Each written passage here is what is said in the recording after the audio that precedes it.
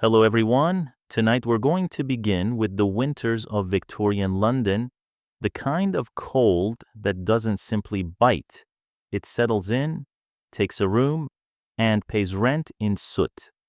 So before you get too comfortable, please like the video and subscribe, but only if you truly enjoy what I do here, and let me know in the comments where you're watching from and what time it is for you. It's always fascinating to see who's joining us from around the world. Now, turn off the lights, maybe switch on a fan for that soft hum, and let's step into tonight's journey together.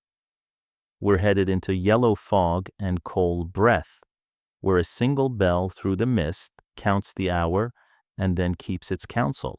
We're going to walk streets that shine like wet slate, past doors that open onto ballrooms glowing with firelight, and doors that open onto rooms colder than the river, and ask a simple question that becomes many: how did people keep warm, keep moving, keep alive London?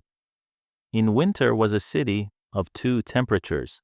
In Mayfair, drawing rooms, velvet curtains held in the heat, coal burned blue at the edges, and a footman's polished shoes reflected flames that turned gilt mirror frames to daylight. 2 miles east, a single scuttle of fuel was measured like treasure. Breath clouded indoors, and a family slept in their clothes because to undress was to surrender. The same wind rattled both neighborhoods. Only the windows were different. The cold had a particular personality here. It was not the clean sting of alpine air, but a damp tenacity that soaked through bricks and wool and bones. London sits low, a basin cupping the river, and winter liked to lean its weight into that bowl. When high pressure settled and the air stopped moving, smoke from a million hearths stacked itself in layers, thick as blankets and twice as heavy. People named the result with a joke's politeness pea-soupers, but the joke was nervous. Imagine stepping out and seeing only lamplight reduced to halos. A hand held at arm's length dissolving into yellow. Carriages collided like ideas in a dark debate.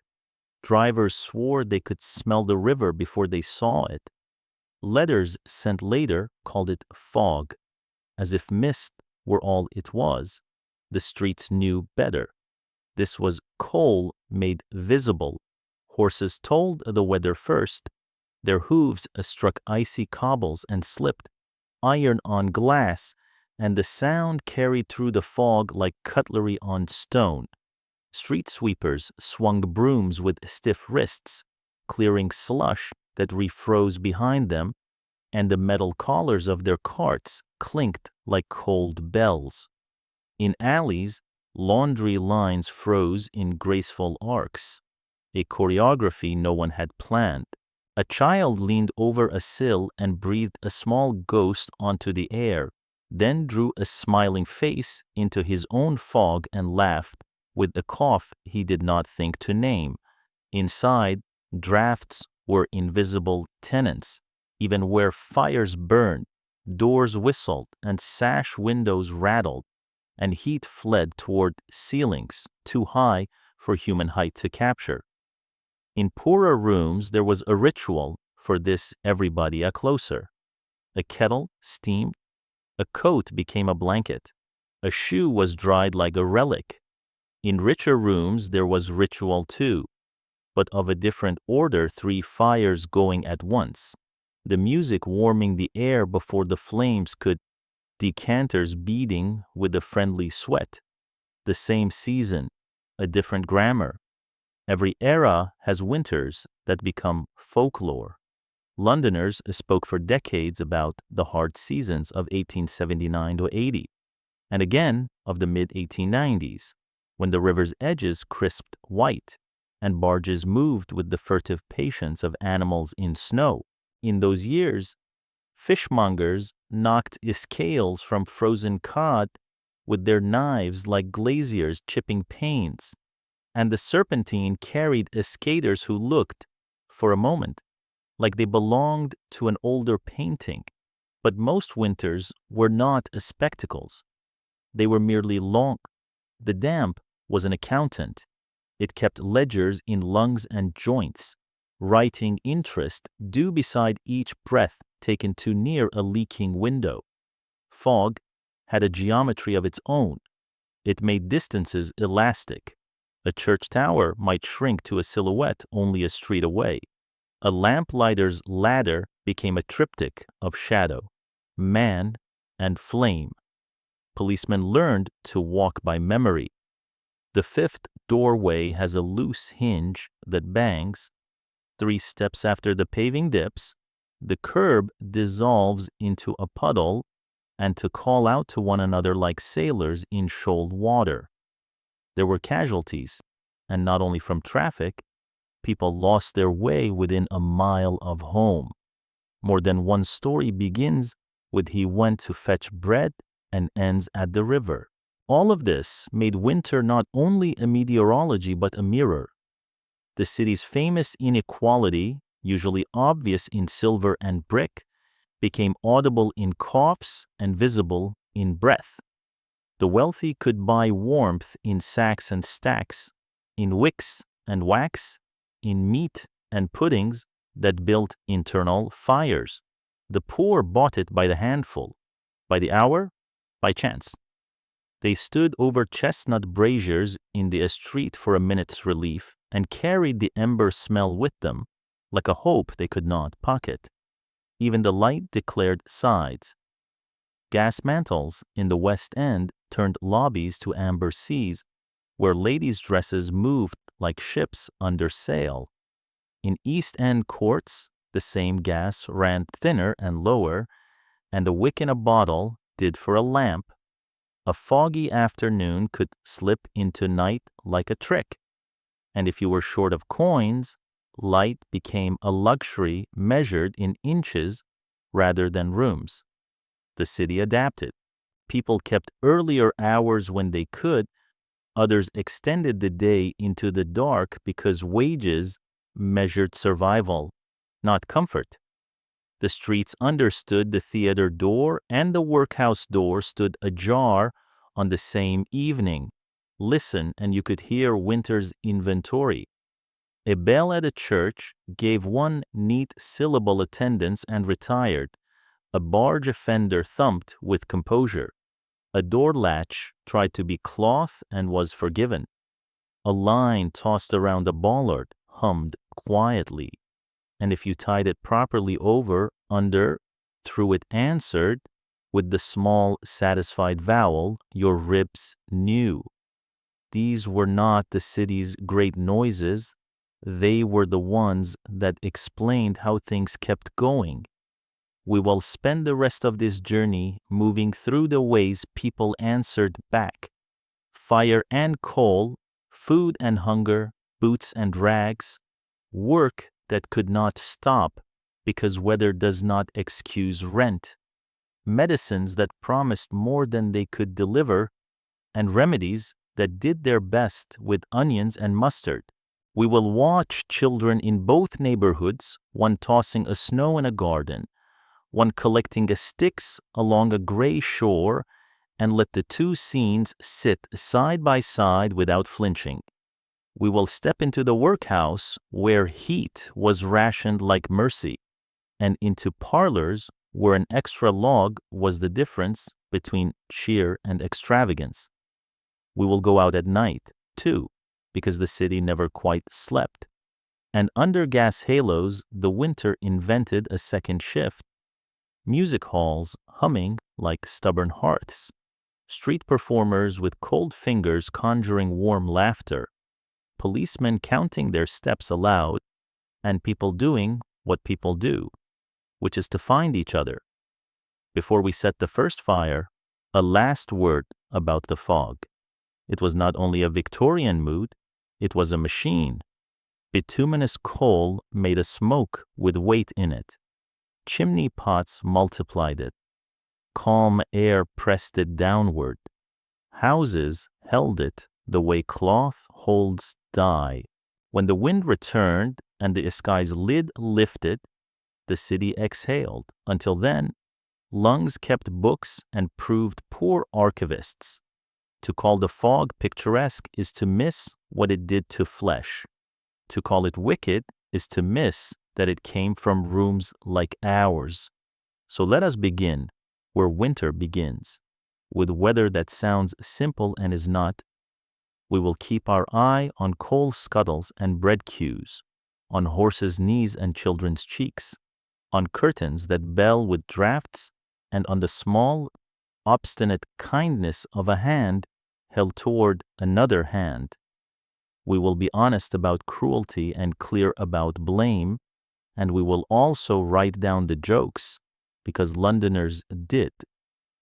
Throughout, hold one idea near winter is the city's X-ray.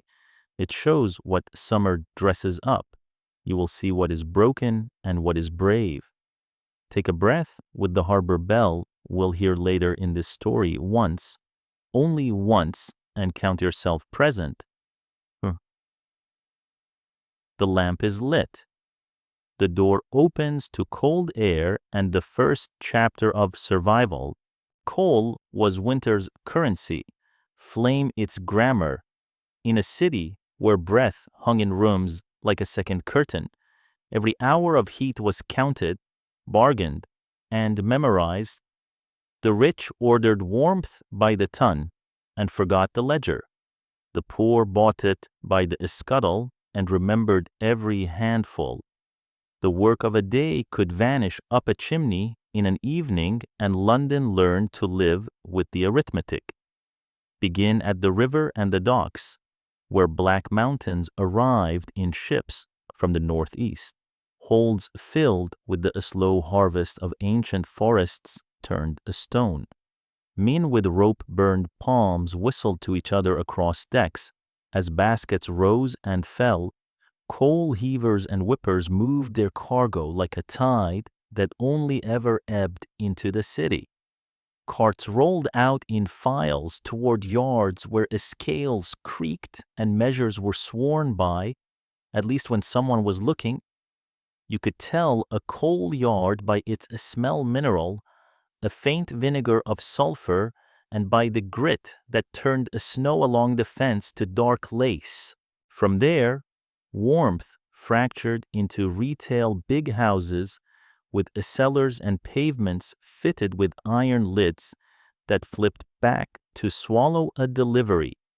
Tenements where a woman haggled for a sack and checked it with a hand that knew the difference between 11 and 12 pounds by weight alone.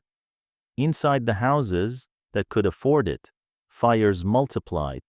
Dining rooms, libraries, bedrooms each had its grate, each grate its ritual, paper twisted into spills, kindling arranged in pyramids with the care of an altar, coal added as if feeding a living thing. The register grate, all iron elegance, took its share. The fender kept velvet skirts honest. The poker and tongs conversed in small, authoritative clicks. Heat climbed the walls, softened the voices.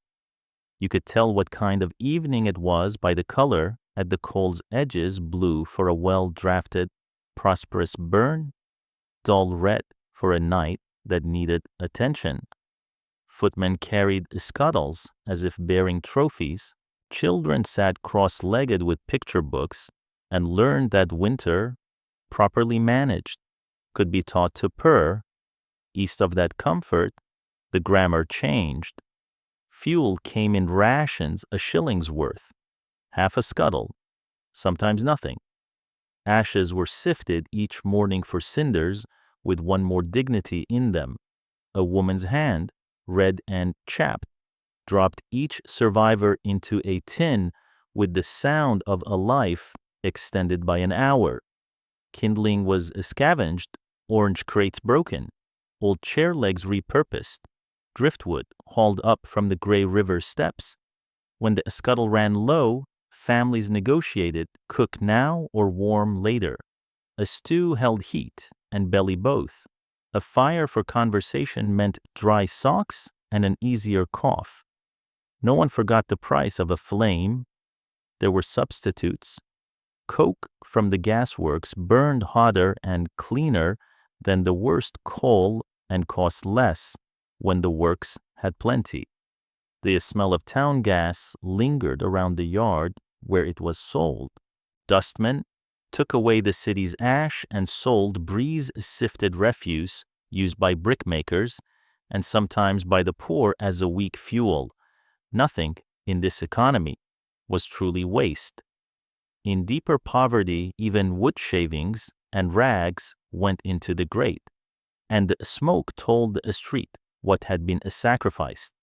Rooms took on the odor of survival damp wool, tallow, steam, a thread of sour smoke, and, when luck intervened, the plain, clean smell of a kettle coming just to the note before boil. Lighting the fire was a ceremony of skill and nerves.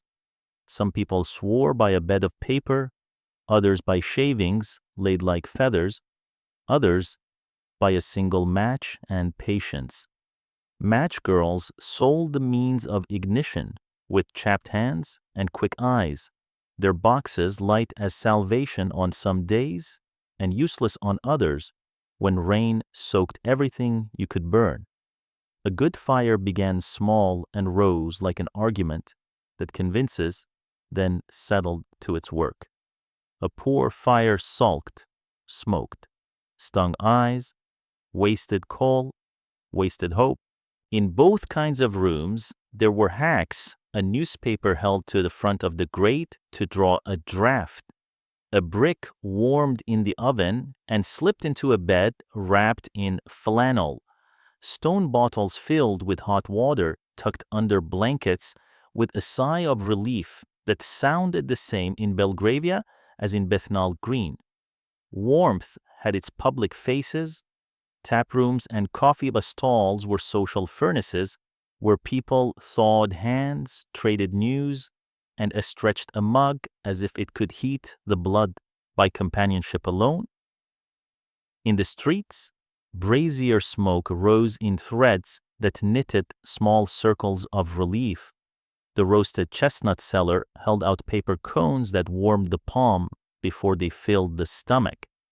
Cabmen used foot warmers, little tin stoves filled with coals to keep ankles articulate. A child pressed cachectic fingers to the side of a pieman's cart and felt, for a blessed minute, something other than winter. And warmth had its hazards. Chimneys foul with soot burned as eagerly as any candle left to its own desires, and more than one street watched a roof go from a smoke to sparks to a brief, terrible aurora. The fire brigade's helmeted line arrived with brass and leather and hose, the street holding its breath the way people do before deciding whether a story will be tragedy or merely loss. Carbonic gases, invisible and intimate, crept into rooms where a damper was shut too far. Morning found cheeks with the blush of sleep and the stillness of something else. People learned to respect air as if it were another fuel to be husbanded and not presumed upon. Chimney sweeps small boys once, grown men later, when Parliament noticed, left traces on hearthstones and handprints on walls, the city's lungs cleaned by other lungs.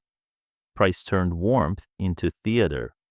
Coal rose with frost and fell with thaw, and gossip in markets kept its own stock exchange. They're asking 8 pence the stone in Shoreditch. Wait till Wednesday. Charitable coal clubs bloomed in neighborhoods that could organize, where pennies saved all year paired with a donor's matching purse bought winter deliveries for those on the edge. At Christmas, a cart might make a prideful procession down a poor street, sacks given out with a solemnity and names read with a care that suggested both generosity and the inventory it implies. In kitchens that day, kettles sang, and for a week the cough retreated to a mutter. The workhouse taught a different lesson. Warmth is rationed like mercy. Fires burned in big rooms, sometimes barely, sometimes with enough cheer to pretend kindness. But dormitories were drafts and iron beds and blankets that remembered every shoulder they had failed before. The stove's door opened on a schedule, not a need. Men who broke stones in the yard stood too close to its black mouth when they could. Women in the laundry made steam their ally and enemy, the heat a gift, the damp a debt their joints would collect at night. Yet even here, ingenuity lived a hand-warmed brick carried under a shawl. Two bodies sharing a blanket in defiance of rules that separated comfort as sternly as they separated families. If the rich bought abundance, they also bought air that bore the bill for everyone. Domestic chimneys multiplied a smoke far more than factories could manage alone. And when weather pressed it down, the city measured cost in coughing fits and blackened curtains. There were voices, even then, who argued for smokeless fuels and for grates that burned cleaner and hotter. Pamphlets complained in sly, choking sentences about the nuisance of it, and some engineers redesigned fireplaces to swallow their own ill manners. Progress was uneven. Coal was cheap when counted in centuries, dear when counted in nights, and habit, especially the habit of comfort, does not easily change its coat. By contrast, economy in poorer rooms sharpened craft. Grates were banked with ash to hold the embers overnight. A house-proud woman could coax a morning flame from a sleeping coal with the tenderness of a nurse. Children fed the cat and the fire before school with the same casual piety. A man arriving from a wet day at the docks took his boots off by the hearth and set them to dry, turned away from the flames because one ruined leather is a luxury you do not quickly replace. Somewhere, a pair of gloves hung on a string between two chairs, like flags from a country that would not surrender. Even architecture bent to fuel. Houses were built around chimneys the way bodies are built around spines. The best rooms faced south. The meanest cuddled the flues for warmth from other people's fires. Streets announced their appetite with forests of pots and stacks. Roofs carried the punctuation of caps and cowls, and every sweep knew the temper of an alley by where its smoke consented to go. In the afternoon lull, when coal scuttles were quiet, you could hear the small ticking of iron cooling and imagine, if you were the sort to imagine, that the city itself had a pulse and a breath, and disliked being cold as much as anyone. There was, in all this, a quiet politics who gets to be warm without thinking about it, and who has to think all day. A wealthy home could keep a nursery at summer in February and a conservatory green as June. A poor home negotiated heat like a ceasefire, an agreement that held only until the next wind. Even so, shared flames made neighbors. A woman with one extra scoop of coal invited the widow next door to sit. Two men warmed their hands over the same brazier and left with a job promised. A landlord advanced a sack and did not write it down because he remembered one winter of his own. If the city had a refrain in these rooms, it was the small vowel of satisfaction a flame makes when it catches properly, A low monk's note you feel in the ribs. Over, under, through the chord hums. Over, under, through the poker lifts and settles the coals. Over, under, through a life ties itself to the next day. We will talk in a moment about the clothes people wrapped themselves in when the fire failed and when it worked too well only in one room, about mittens made from old sleeves and boots reinforced with scraps, about fur collars in the West End and newspaper socks in the East. But keep this in mind as we go in London's winter. Heat wasn't just temperature. It was time, bought hourly, burned carefully, shared when possible, and remembered when gone. Clothing was winter's second hearth, the fire you could carry. A coat was a room, a scarf, a door you could close, and gloves were shutters you pulled tight over your own small weather. What you wore announced which London you belonged to, one that turned frost into fashion, or one that stitched survival out of scraps. On the bright side of the city, warmth dressed in grammar and etiquette. Gentlemen stepped out in greatcoats whose very names sounded like addresses. The Chesterfield, with its velvet collar, the Ulster, long and belted, sometimes shouldered with a cape, the Inverness that flared like a moving bell and made even a hurried man seem deliberate. Wool broadcloth kept its promises. Kid gloves fitted like polite opinions. Silk toppers carried a varnish of dignity that no sleet could completely erase. A muffler folded once, twice sat at the throat like a final good argument against the wind. Ladies' layered armor that pretended to be air-quilted petticoats, flannel drawers, richly woven paisley shawls whose teardrop gardens bloomed against dirty snow, fur tippets soft as certainty, muffs that swallowed hands and returned them as warm as secrets. Boots were lined, buttoned, blacked until they reflected gaslight. Overshoes kept leather honest. Parasols retired while parasols ferrules went to work as walking sticks. Indoors, shawls slipped from shoulders like drawn curtains. Servants carried brass bed warmers with the casual ceremony of a sacrament. A lady's maid shook out cashmere the way one might unfurl a banner comfort here. Children of means learned winter as pageantry. Nannies buttoned them into sailor coats and redingotes with velvet cuffs, jammed woolen hats over ears that would not be negotiated with, and fitted mittens by string so the right hand could never quite desert the left. Skates made tidy radii on park ponds, cheeks flamed with healthy theatrics. Afterward came hot milk and nursery fires and books whose snow always fell in clean landscapes. Elsewhere, the city wore honesty. Clothes were lists, what you owned, what you could borrow, what you might get back from the pawnbroker on Saturday night if Friday wages stretched.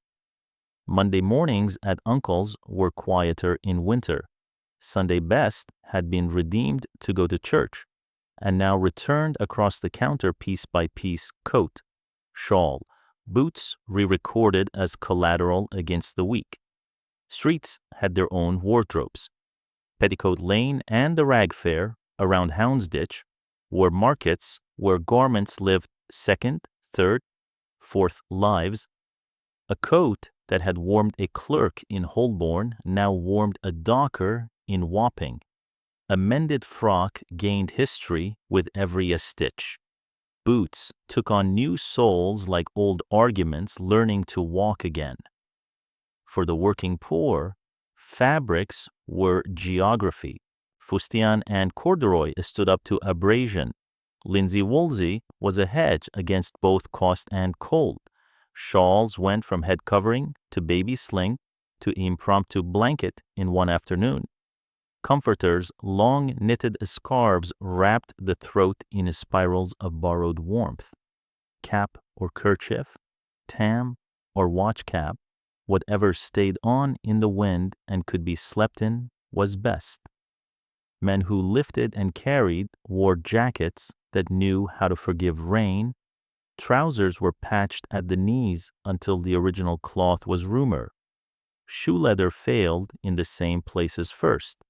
Hobnails tried to bargain with ice and sometimes won. When boots split, wrappers of sacking or newspaper kept a slush from being a verdict. Layering had a logic you could feel. Shirts under shirts, 2 skirts over petticoats, an old coat under a less old coat, an apron that kept work off the front, and a second apron to keep winter off the first. Mothers cut the sleeves off, spent garments, and turned them into children's mittens, thumbing gussets with the resolve of a general. Fathers heated a nail over the fire and pressed it through leather to stitch a toe back to duty. Neighbors traded a cap for a scarf, a child's boots in exchange for a kettle mended, an evening's watch in return for a shawl for a morning's errand. Warmth, measured in garments, moved like small currency from hand to hand. Laundry shifted from chore to ordeal. Water argued against hands, iced in buckets, and sulked in basins. Soap bit at cracks in skin already taught to speak in red. A line strung across a room turned into the ribcage of a damp animal shirts, small as apologies, dripping over the fire, stocking stiffening if hung too near a door, steam peopling the space with a fever that wasn't yet illness. Winter made cleanliness a negotiation you didn't always win. Clothes stayed on longer under things remembered too many days. But the ache of cold chose its allies where it found them, and no one denied a laundress her stove. Some choices came from wars other people fought. In the Crimea, soldiers learned the mercy of knitted hoods.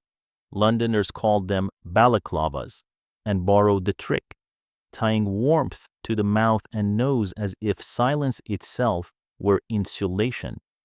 Later, doctors argued for sanitary wool next to the skin, and a few shop windows promised health in the form of flannel.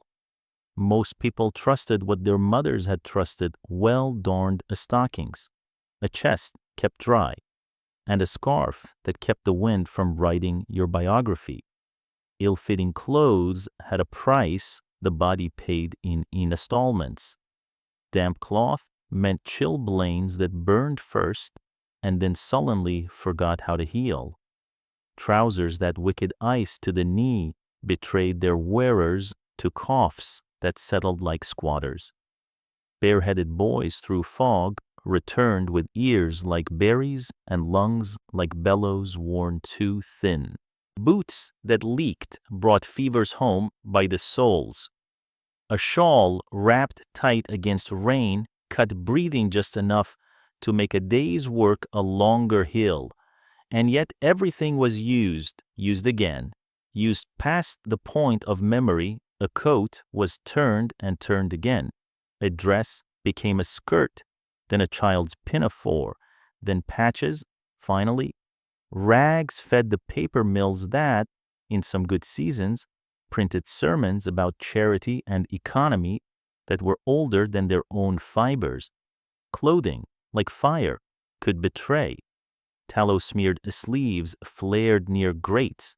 A child's hem whispered to an ember and learned a lesson too quickly. Factory floors taught a new caution. Long skirts gathered lint, and machinery gathered skirts. Winter's extra layers sometimes made poor companions to moving parts. On docks, coats snagged. In stables, loose scarves flirted with wheels. Safety was improvisation pins tucked, ties shortened, shawls knotted close. A woman's hand at her throat had a memory of both warmth and hazard. Symbols clung to fabric as stubbornly as soot. In Mayfair, fur said you were invulnerable. In Whitechapel, the same fur might ride on a pawn ticket. A velvet collar was a line between classes drawn where cheeks met wind. A battered cap pushed low against sleet signaled labor, anonymity, defiance. Children in ragged schools wore uniforms donated by those who believed learning needed a costume.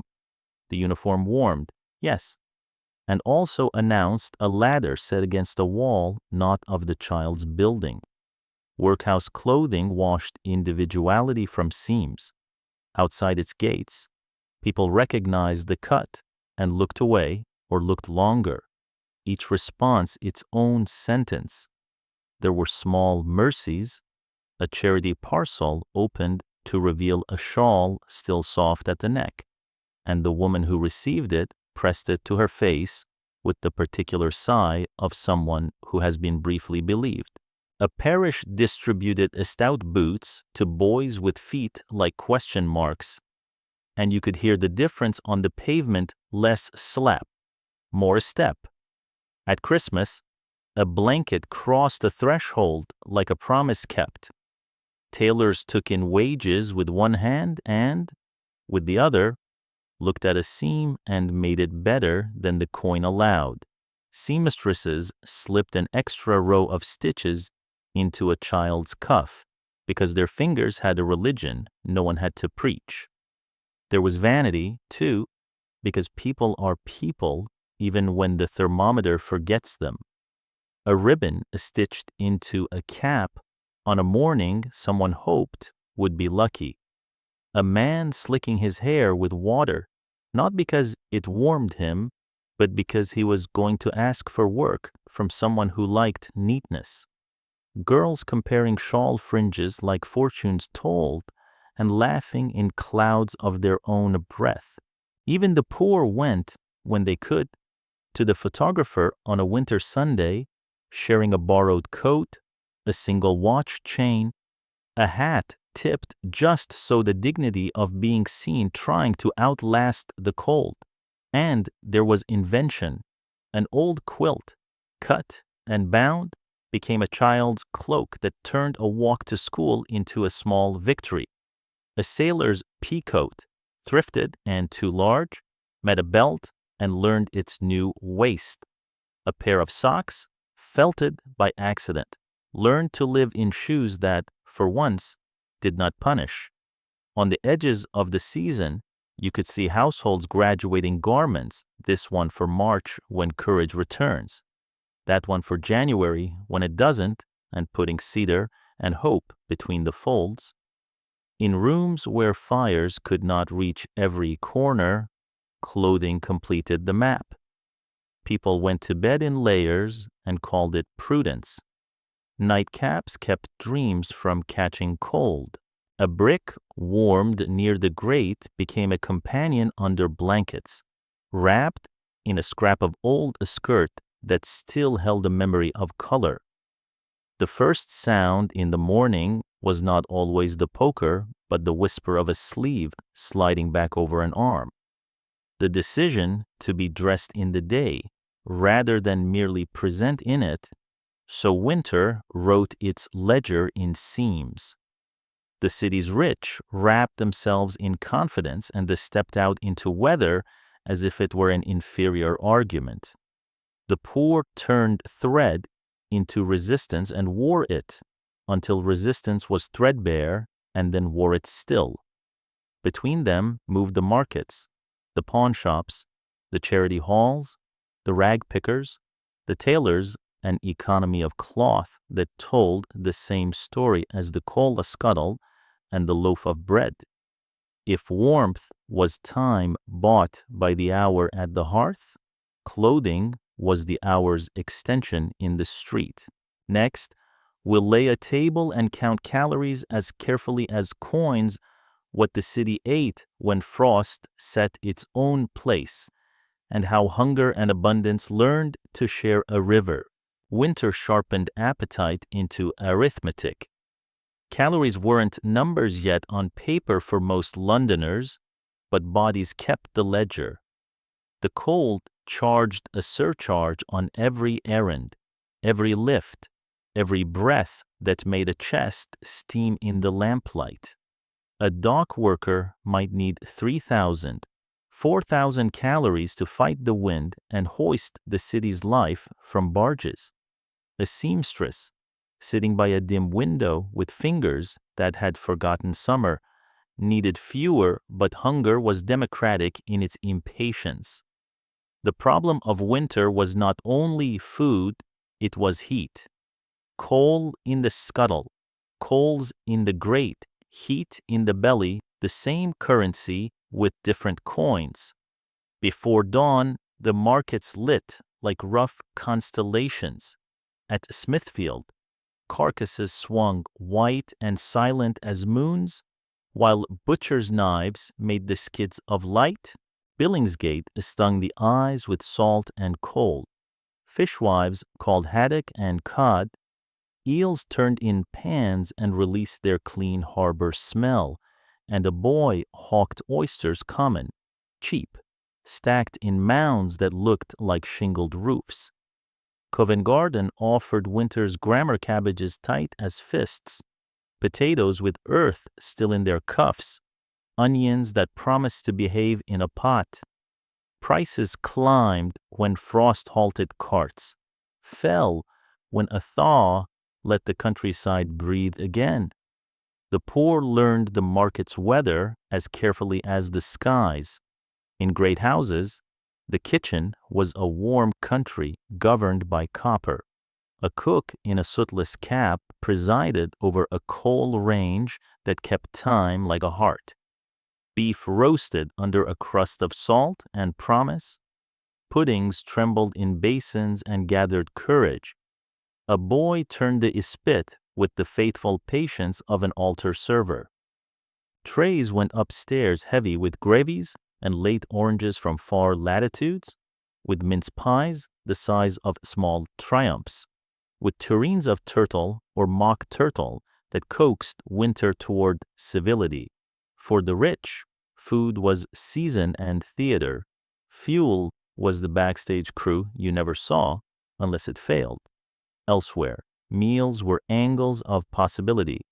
A scuttle of coal could boil a pot or warm a room, but rarely both. Mothers mastered the economy of heat: cook once, eat twice, warm hands thrice. A bone bought for a halfpenny became broth. Broth became a stew if a neighbor shared a carrot or two. The same pot, nudged closer to the grate, steamed shirts into a kind of forgiveness. When there was no coal, people burned anything polite enough to catch the splinters from a crate. A chair rung no longer trusted to hold a body. Even old shoe leather that scented the air with a memory of roads. Street food understood winter like an accomplice. A baked potato seller wrapped hands as well as hunger. The first crack of skin released a sigh of esteem and self-respect. Chestnut men turned pans and made corners smell like patience. Pie hawkers lifted lids to release brief, persuasive weather. Mayhew's match girls, thin as arguments, bought a penny's worth of heat and called it lunch. A cup of hot eel liquor tasted of the river in a good mood. In the alleys near theaters, mulled ale tempted both laughter and sleep. Gin gave false summer in a glass, then collected penalty fees in the morning. In the counting houses of the poor, coal was a moving target. Barges stuck in ice meant empty cellars ashore, a strike upriver, a levy at the city boundary, a storm in the North Sea. All of it translated into colder rooms in Whitechapel and Southwark. Men with black shoulders shuffled sacks in yards where the air tasted of iron and snow. And the price on the blackboard changed like news.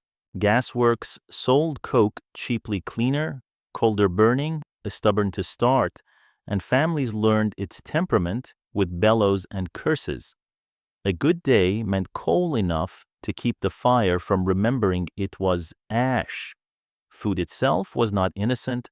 Adulteration, had its own catalog alum-whitened bread until it bit back. Chicory stretched coffee, copper brightened pickles past reason, red lead winked in cayenne like a nasty joke. Investigators shamed some of it out of the city, and laws arrived with upright chins. But winter looked the other way when a loaf was cheap. The poor did their own testing by teeth and instinct. A mother could tell a lying crust by its squeak, a sham milk by the way it failed to comfort tea. Workhouses had schedules for hunger and names for it, too patient to argue with. Dietary tables allotted ounces the way a strict schoolmaster allots praise. Gruel esteemed like a theory of mercy. Bread arrived in weighed slices that never forgot the scale. Sometimes there was cheese or a bit of meat. More often there was the quiet of spoons. It kept people alive, which is not the same as letting them live. Those who could stayed outside long as pride could pay for it. Those inside counted calendar pages and rips with equal caution. Charity moved on rails laid by liturgy and conscience. Soup kitchens clanged into being when frost did not take a hint and depart. Broth that had seen a bone if not touched it. A heel of bread whose virtue was its certainty. Coal clubs that saved pennies through the year and cashed them into warmth in December. In mission halls, a ladle kept time with hymns. In ragged schools, a basin of a stew made a spelling less of a luxury. Christmas punched through with roast beef and plum pudding served on trestles to children, who stared like they had been invited to see summer itself. Preservation worked a longer campaign. Pickled onions shone in jars like small moons. Salt beef waited its turn, dripping set in white pots and promised to anoint tomorrow's bread. In crowded rooms, air cured nothing, but window sills held apples that scented the evening like rumors of orchards. City women perfected the art of hash and bubble and squeak, the second day's answer to the first day's ambition. Men carried tins of tea to job sites, and the first boil of the kettle returned feeling to fingers and a brief democracy to the world. The caloric arithmetic ran against children first. Their bodies were busy being futures. Winter took offense at that and levied a tax. Breakfast turned into bread, and something, if that something existed. Milk watered beyond metaphor taught bones to wait. Street sweets trickled toffee that offered courage to teeth. A rare orange held like a sun made holidays out of minutes. When a family had meat, the youngest felt it first. Parents watched the color come back to cheeks as if a window had been unclouded. Fuel and food braided into routines that looked like faith. A kettle sang when the room began to despair and walked the note back toward hope. A lid rattled, promising if there was a fireplace, there was a hearthstone. If a hearthstone, there was a circle where people still recognized themselves. Even a single candle under a clay flower pot made a small, illegal stove, the sort of invention born where textbooks do not visit. London was a laboratory of such contraptions in January. The wealthy ate the season into submission. January puddings arrived perfumed with a spice that remembered ships. Oranges glowed on sideboards like trophies. Game birds, hare, and beef argued for precedence on plates. Sweet puddings cabined, cribbed, and candied claimed victory at last. Tea trays set with porcelain turned evening into a mannered refusal of winter. Cocoa throbbed in silver pots with a child's tempo. Bread came white as a sermon. Butter carved into roses forgot the cow. The poor learned endurance from potatoes, boiled, baked in the ashes, sliced into a pan with a scrap of onion mashed with dripping. If the day had been kind, the potato gave itself without speeches. Bread was the city's metronome. When the price wavered, so did everything else. A herring, smoked hard as a rule, made supper a fact. A ham bone, begged from a shop, made a week look less like a cliff. Tea, strong and tannic, substituted for meals it was never meant to replace. It warmed, it filled, it allowed conversation to pretend the table was set. Not everything was grim.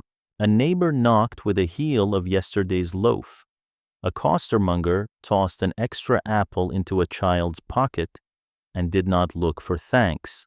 A baker slid a tray's worth of unsold buns to a mission door after dark because it was easier not to explain.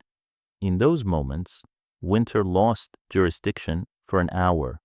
By February, household budgets were cracked like ice pans at the bridge piers. Coal had eaten the small savings. Food had eaten the coal. The doctor had eaten what remained of both. Men took day labor where they could. Women took in washing and found a way to dry it. Children carried messages, not for the penny as much as for the errand's warmth. When a thaw finally slicked the gutters and the city smelled faintly of damp rope and second chances, people exhaled as if their ribs had been unbuckled. Food and fuel together wrote the city's winter sentence, who would speak in full paragraphs by a spring, who would trail off, who would not be counted at all.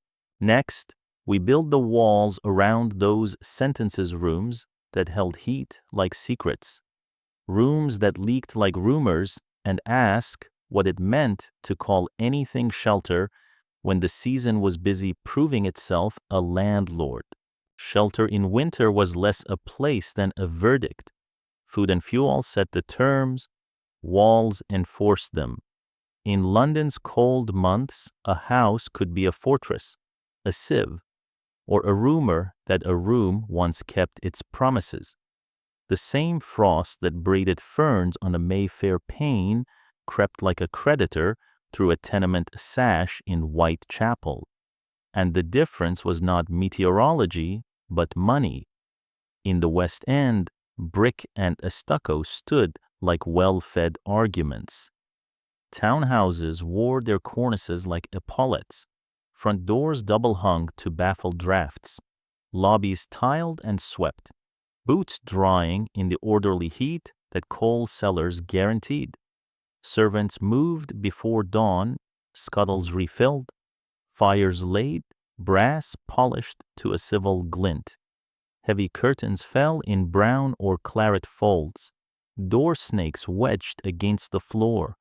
Carpeted stairs held warmth as if it were information not to be shared. Bedrooms had their own small climates, hot water bottles tucked beneath eiderdowns. Warming pans slid under sheets with the hush of confidence. A nursery grate kept bright for coughs that would not be indulged. The winter outside was a view, inside, a system. Middle-class terraces rehearsed the same script with fewer acts.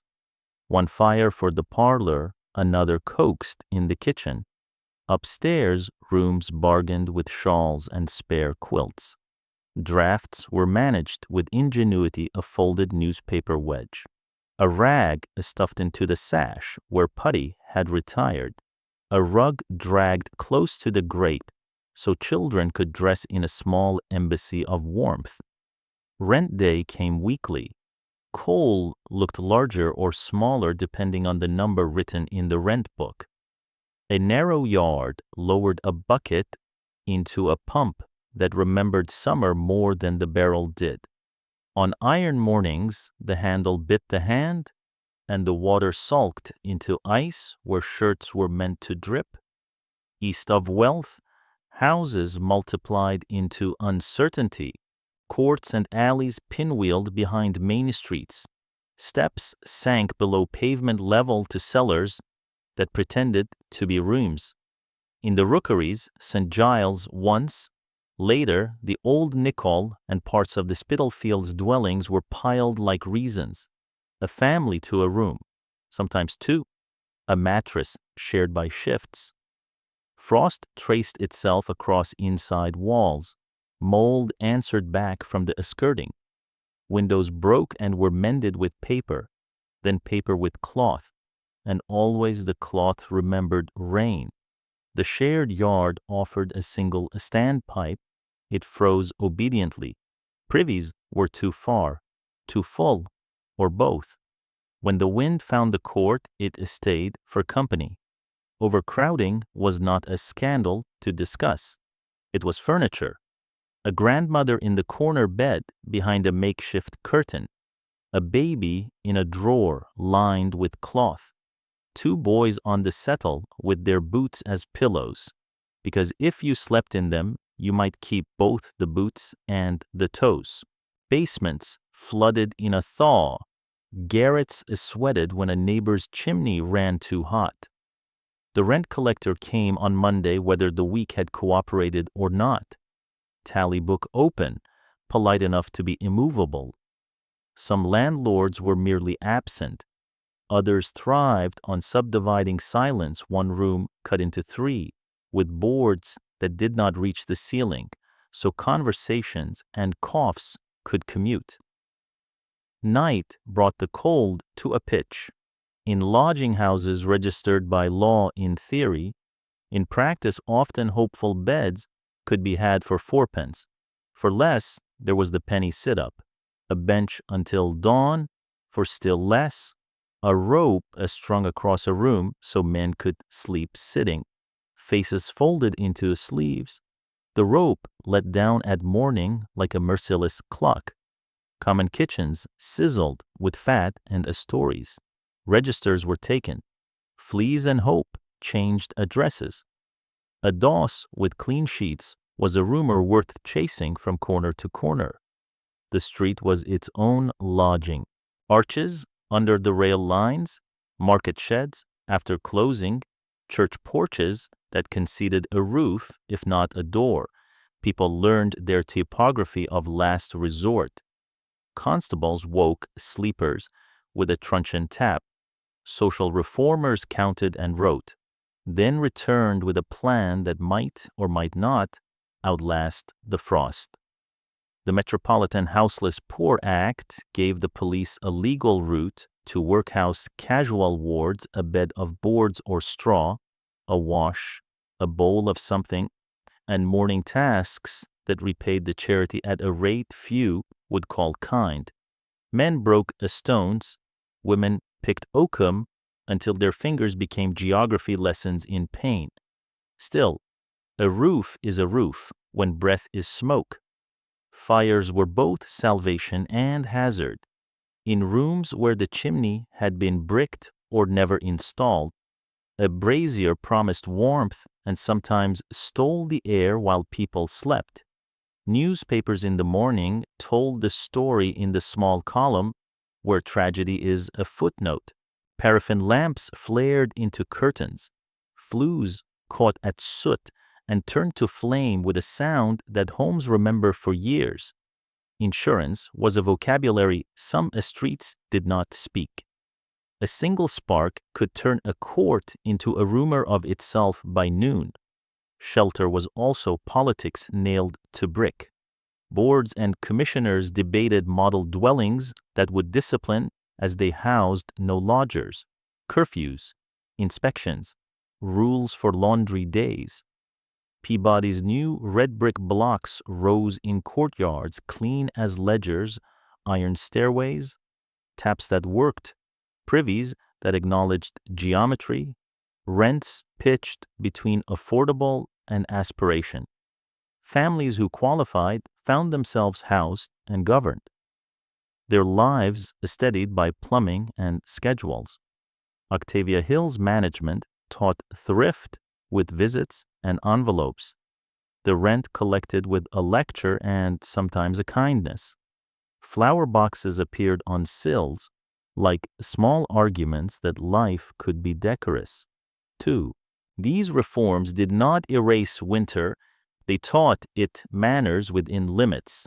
For many, the lodging house remained the only mathematics that worked. 4 pence for a bed, 2 pence for tea, a penny for bread, and if luck held, a halfpenny left for mourning. Women alone were most in danger: widows, deserted wives, girls out of place and time. Missions opened their doors and registries filled. The Salvation Army beat a drum under the fog and traded soup for a sermon. Respectability could be rented for a night as much as a room cleaner. Shawl, a look that said, "I have somewhere to be." Winter pried at that look until it came loose. Wealth built theatrical rebuttals to weather. Conservatories gathered lemon trees and ferns into green denials.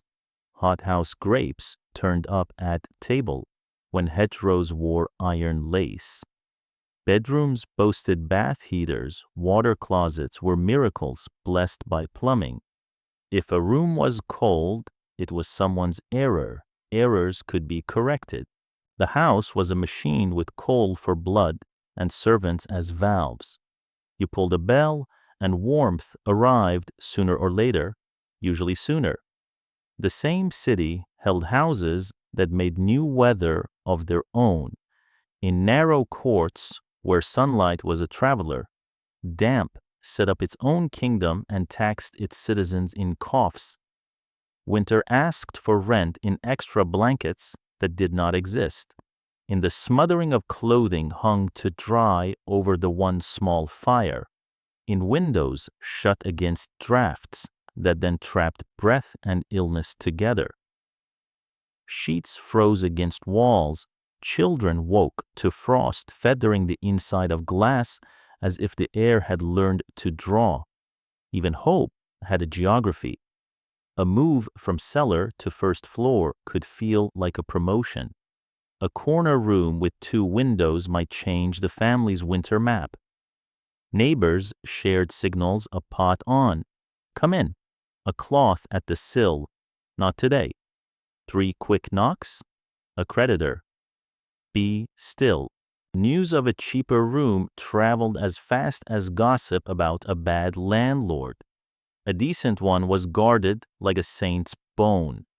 Clearing bad neighborhoods offered progress in the speeches and dust in practice.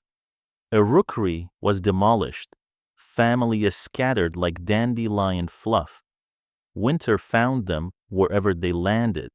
New roads and railway lines were arteries. They also cut. Behind the new frontage, courts survived like afterthoughts, and people continued to live inside the city's margins, which are always wider than maps admit. There were small victories. A sash reweighted so it could shut. A door rehung square to meet its frame. A second-hand rug covering the bare boards where the wind rehearsed. A pot of geraniums that insisted on being read even in January. A clock on the mantel shelf that kept time to something other than hunger. The human habit of making nests out of anything persisted against reason and statistics. Shelter in winter was the difference between sleeping and keeping watch. It told you whether morning began with tea or with a search for somewhere to be. It sorted families into those who could plan and those who could only react, and it made the street hard, bright with gas, dangerous, necessary into a workplace for anyone whose room would not hold a day's work, whose bed was hired by the night, whose fire died before the kettle thought to sing.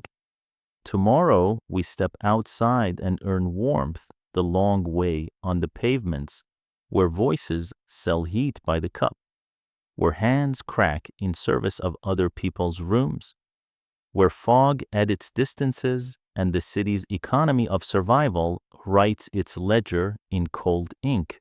Winter does not cancel work, it supervises it. Frost sharpens the whistle, fog edits distances, and the city of wages answers with stamped feet and raw hands. London in the cold becomes a factory without walls, steam where breath should be, time kept by bells you can't see. If summer allowed dawdling, winter writes move or be moved.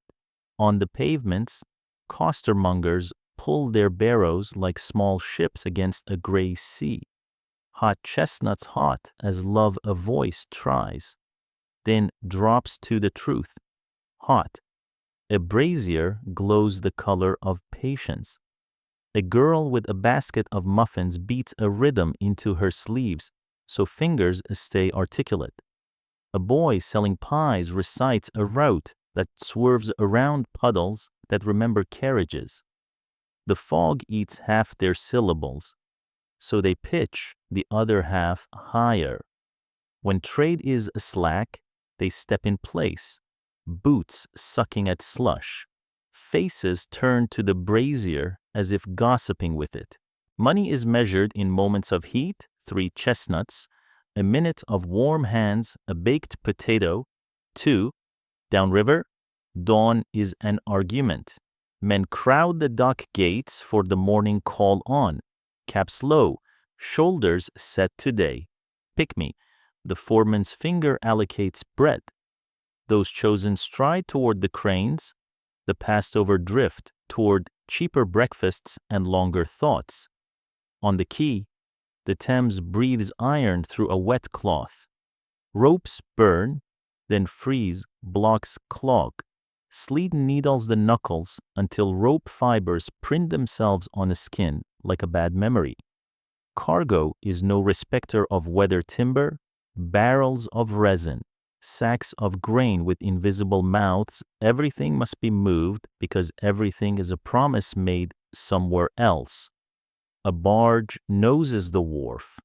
Ice plates fuss along its side. A man misjudges the slick and goes down hard. The river offers a choice you don't get to make. Builders and their hodmen do winter trigonometry. Mortar sulks. Brick refuses to believe in a staying put. Scaffolds crust with clear deceit. A careless heel writes a line across air. Men wrap nails in rag and learn new grips. 4 men set braziers under pails to argue with physics. When the freeze bites deep, the job stands. Wages mean nothing against a sky that declines to cooperate. And men drift to the sweeps and the street-sweeping gangs, whose brooms draw temporary roads through a city that keeps trying to return to water. They salt steps in front of shops with the solemnity of a liturgy. Fewer falls, fewer broken wrists, fewer days a family eats nothing but stories. Factories promise indoor shelter and then charge breath as rent. Windows close against drafts. Air thickens until you could slice it and serve. Gas jets hiss a tired halo over machinery that never had a childhood. Women keep shuttles honest with fingers chapped to geography. Men feed presses that cough ink and discipline. The noise is companionship of a sort. In garret rooms of Whitechapel and Clerkenwell, sweated piecework gathers under lamplight shirts stitched in a geography of hunger, cuffs turned with eyes that blink smoke. The cloth warms the lap while it steals the hours. A child sleeps under the table where the thread falls like a snow. Laundresses write their winter in water. The tub gives back ice if you ask it wrong. Soap splits a skin into maps. Steam ghosts the room, then departs, leaving skirts as cold as the pump they fetched. In yards behind respectable houses, linen freezes into stiff flags. Laundresses knock life back into it with knuckles that have forgotten supple. For this, there is coin. For chilblains, there's advice and a rag. Domestic service manufactures other people's comfort. A scullery maid wakes when streets are still theories. She shakes last night's ashes into the pan and builds the day one stick at a time, kindling, coal, draft, flame so breakfast can pretend it never needed a starting. A housemaid opens curtains with a flourish that pretends the window is not an ice painting. A footman delivers coal to the library fire and warms hands over it by accident. The butler notices and does not. Upstairs, nurseries glow. Downstairs, the girl who lit them spits into her palms and carries on. Warmth travels upward by definition. On the roads, cabmen gather around their huts, those small green miracles that appeared because men kept dying of weather as much as of work. Inside, tea that understands its job, stew with the right grammar, a newspaper already read, a moment to thaw logic back into fingers before handling reins again. Outside, horses blink frost from lashes, leather creaks, and hooves test the day. Omnibus drivers lean into the fog as if it were a stubborn horse. Conductors call out stops, and guess who needs to hear? Fares rise with weather, and so does cursing. Children work the city's margins into currency. Crossing sweepers clear a path with a broom that is also a petition. See the clean, pay the cleaner. Errand boys run messages through a city that keeps shifting. They come home with coins and stories about getting lost where they already live. Mudlarks learn the tide tables by the taste of air, scouting the river's wrinkle for rope, coal, iron anything that can be sold into a stew. Match girls carry the factory into the street. Phosphorus whispers in their bones long after the day's boxes are gone. Chimney sweeps are fewer now, but boys still climb where brushes refuse to bend, feeling for ledges in the dark while January presses the outside of the flue like a hand that wants in. Markets keep the pulse. At Billingsgate, porters, with baskets the size of decisions astride through dawn, fish slapped into stalls with the authority of the sea. Ice is both inventory and enemy.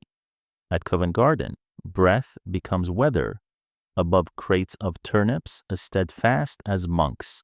5:45 feels like noon without the mercy.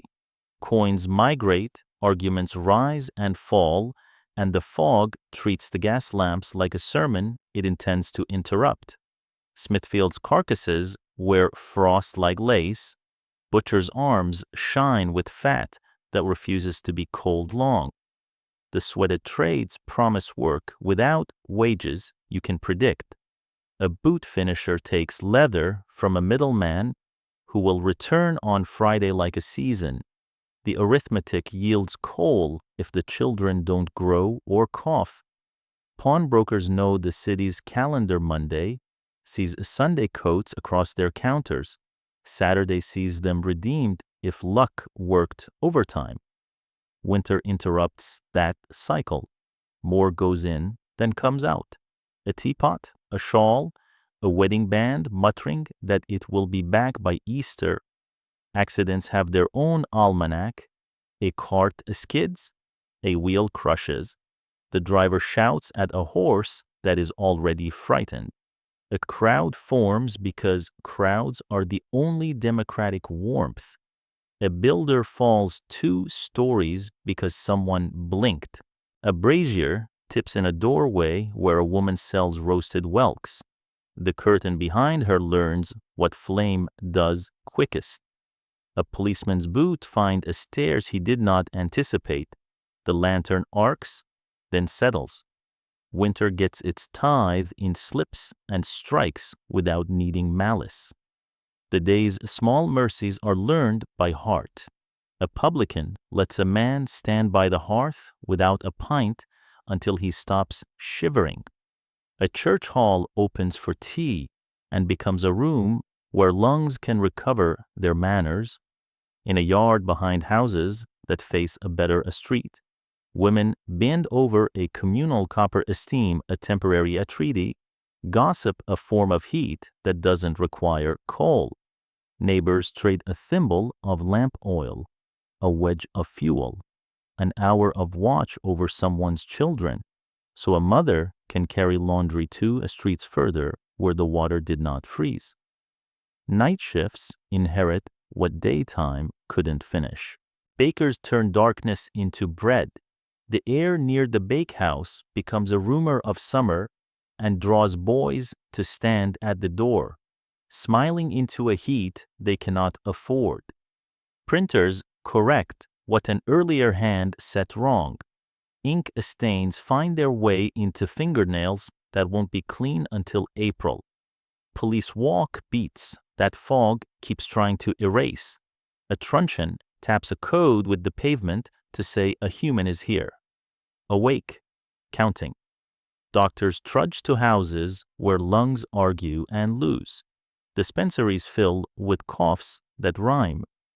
In the upper rooms of model dwellings, a clerk spreads his fingers above a small grate and rehearses the rationales that built the block that now houses him: sanitation, order, thrift, and then adds a coal to the fire because ideals are cold. In the courts beyond, a seamstress blows on her hands and threads another needle because morning will not move without her. The city's grammar is simple in winter heat. Is work is food is tomorrow. When any term fails, the sentence falls apart. The cough begins as punctuation, then becomes prose. Winter's labor writes it into chests, 1 syllable at a time. A dockman rests his weight on a bollard longer than he means to.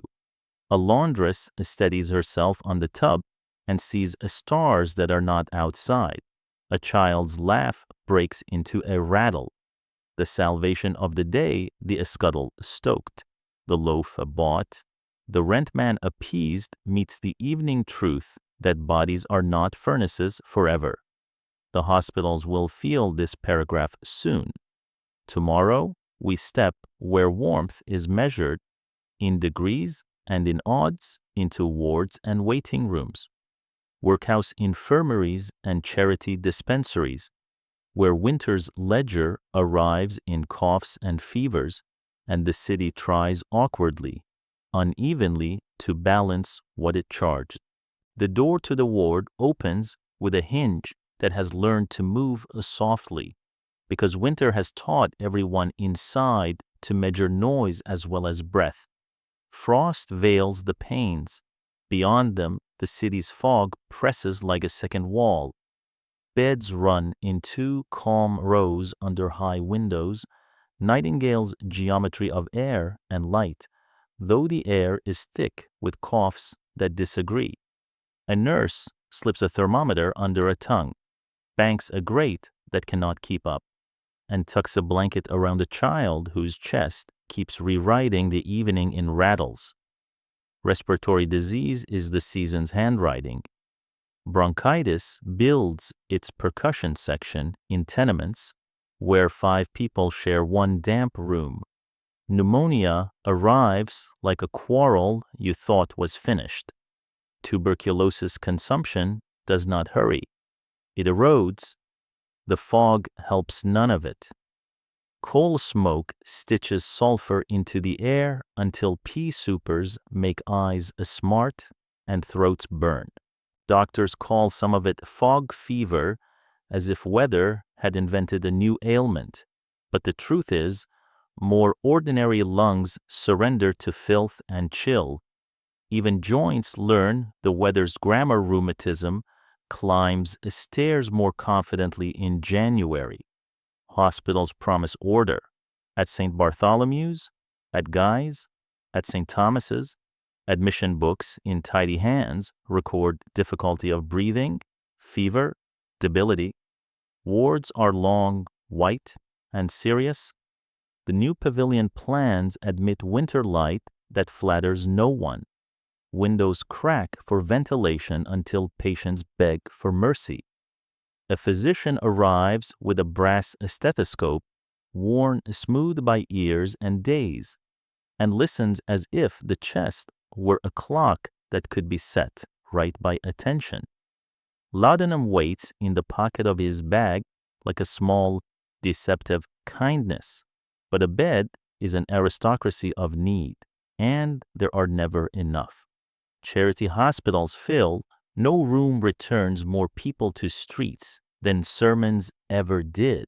Workhouse infirmaries absorb the overflow. The Metropolitan Poor Act has tried to make them less like warehouses and more like wards, but the reputations linger cold, crowded, contagious. In Lambeth, in Mile End, in St. Pancras, rows of poor law beds answer winter with thin blankets and the strict rules. Families are separated at the gate, then separated again by illness. A cough travels through the dormitory faster than hope. The dispensaries do what they can. A mother queues in a shawl that has already seen the week out. A clerk transcribes 2 floors up. 4 children. Father laid off in a hand that is practice as much as pity. Cod liver oil is measured by the spoon and courage by the swallow. Mustard poultices bring their stern heat. Vinegar rinses. Onion syrup. Flannel vests prescribed like prayers. Mission clergy carry both tracts and tinctures, urging clean air in rooms that cannot afford to be open and faith in bodies that cannot afford to fail. In kitchens and corners, home medicine drafts the city's other pharmacopoeia. Goose fat rubbed into a chest, warm bricks wrapped in cloth slipped at a child's feet under the blanket, steam coaxed from a pot with mint, thyme, or what a neighbor swears by, camphor and eucalyptus perfume rooms that otherwise carry the sour of damp and coal. Sometimes these comforts bend a fever's edge. Sometimes they hold a hand while the fever keeps speaking. Mothers go without meals and sleep to sit sentinel through a night that declines to be short. Across the street, a patent medicine shop glows like a certainty. Bottles stand in obedient ranks, labels promising cures that the season has not ordered, miracle elixirs for coughs, drops that guarantee a sleep, syrups that pledge to restore the constitution. Many contain alcohol, some opium, a few contain hope, which is never in short supply among the sick. Advertisements trumpet testimonies, lungs restored, vigor recovered, but the Registrar General's weekly returns keep their own numbers, climbing whenever the frost does. Doctors argue quietly among themselves while patients cough in the next room. Miasma still has its adherents, bad airs from bad places, and windows are opened in blizzards for the sake of theories. Others, reading foreign journals, begin to speak of germs with the caution of men stepping onto new ice. Pasteur's name enters lectures like a guest some are not ready to acknowledge. In surgery, carbolic acid stings the nose and rescues futures. In general practice, old remedies persist because they are what a city can afford: rest, broth, warmth, patience. Ventilation is preached even where window frames rattle like loose teeth. Public health learns winter's lessons in policy. The memory of epidemic summers, cholera running up the map until a pump handle was removed, has already taught officials to consider water and waste. The new acts insist on drains that do not argue with frost, on streets that can be cleaned, on privies that do not freeze into useless sculpture. But tenements leak, landlords economize, overcrowding negates instruction. When a single room holds work, sleep, laundry, and a steaming pot, Fresh air is a theory with no wall to hang on. In the ward, a nurse performs acts that look like small gestures and are actually large ones. She rotates a patient toward a window because she has seen bed sores bloom like bruised flowers. She warms a spoon so medicine will not shock a child's mouth. She insists on hand washing with the zeal of conversion because she has read what Nightingale wrote and seen what dirt does. The orderlies change linen with the choreography of necessity. The house surgeon does his round, counting pulses as if they were votes winter might respect. Children bear the season's arithmetic cruelest. Thin bodies cannot pay what cold demands. At Great Ormond Street, the wards fill with small chests that wheeze and ribs that show everything. At home, babies sleep beside hearths that go out at 2 in the morning. Laudanum calms a cough until it quiets too much. Measles travels hand to hand. Whooping cough writes its long exclamation. Influenza arrives like weather and stays like a guest. Mothers tuck oranges given by charities under pillows as if citrus could teach lungs to be brave. Workplaces deliver their share of patience.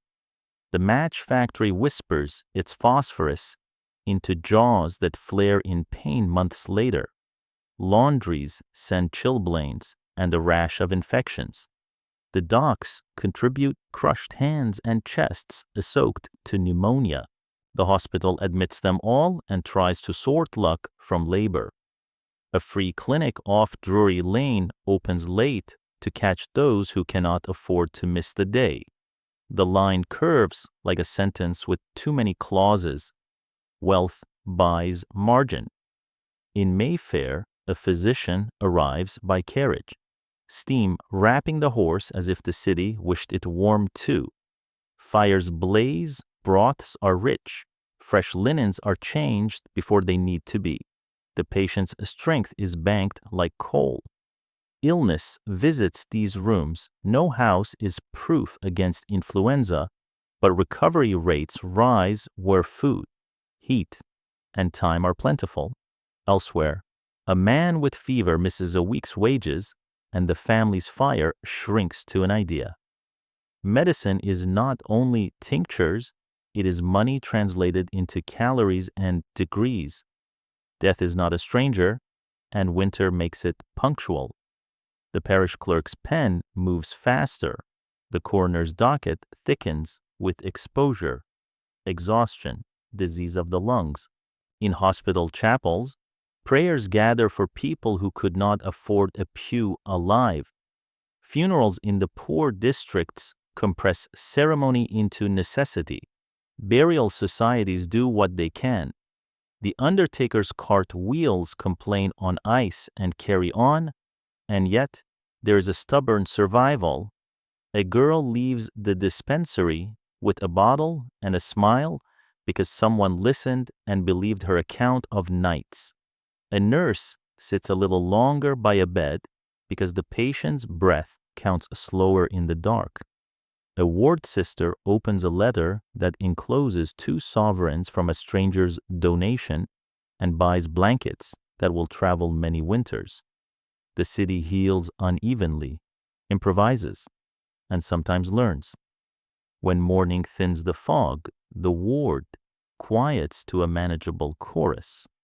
Thermometers read their tiny verdicts. The fire wins an inch. Outside, a bell marks the hour without triumph.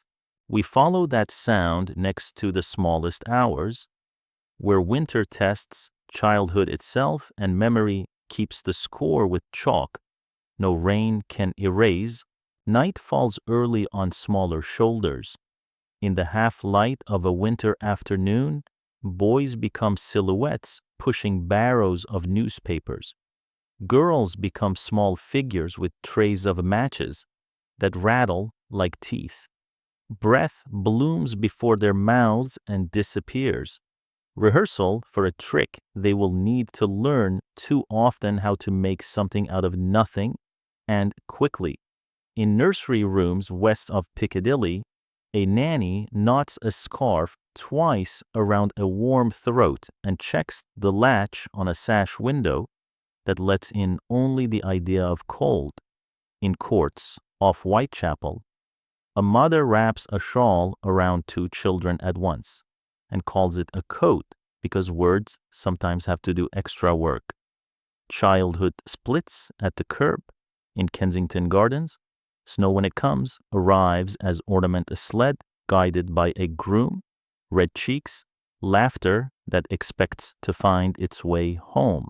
In Bethnal Green, the same snow becomes a substance that soaks boots until toes go numb and then go silent. The wealthy read by firelight, sipping milk warmed without hurry. The poor count coals and decide whether a candle is worth the evening. A bell far away may toll for matins or a dinner gong.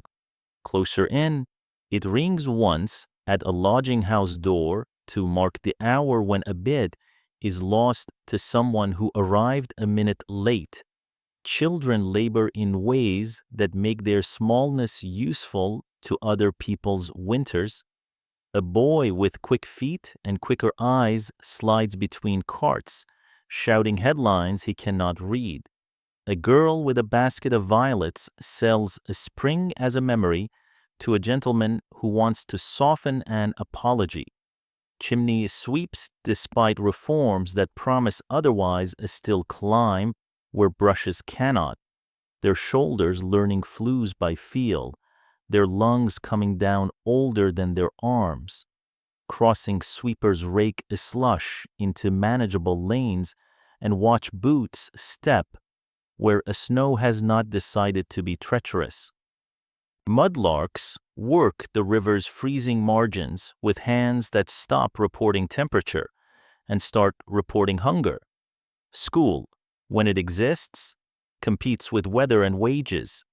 Ragged schools keep their doors open like a moral argument, offering lessons with a side of soup and a room where the only draft comes from a door that insists on being used. A child who would be at a stall sits at a desk. A child who would sell matches traces letters that do not warm fingers but might warm a future. On the wall hangs a map where seas are blue and borders are confident. At the back of the room, boots steam reluctantly. Sundays are for a scripture and cold clubs. Weekdays are bargaining sessions with the wind. Illness chooses the smallest first. Croup croaks in the dark and steals breath before anyone can bargain. Bronchitis settles into chests that have no insulation but courage.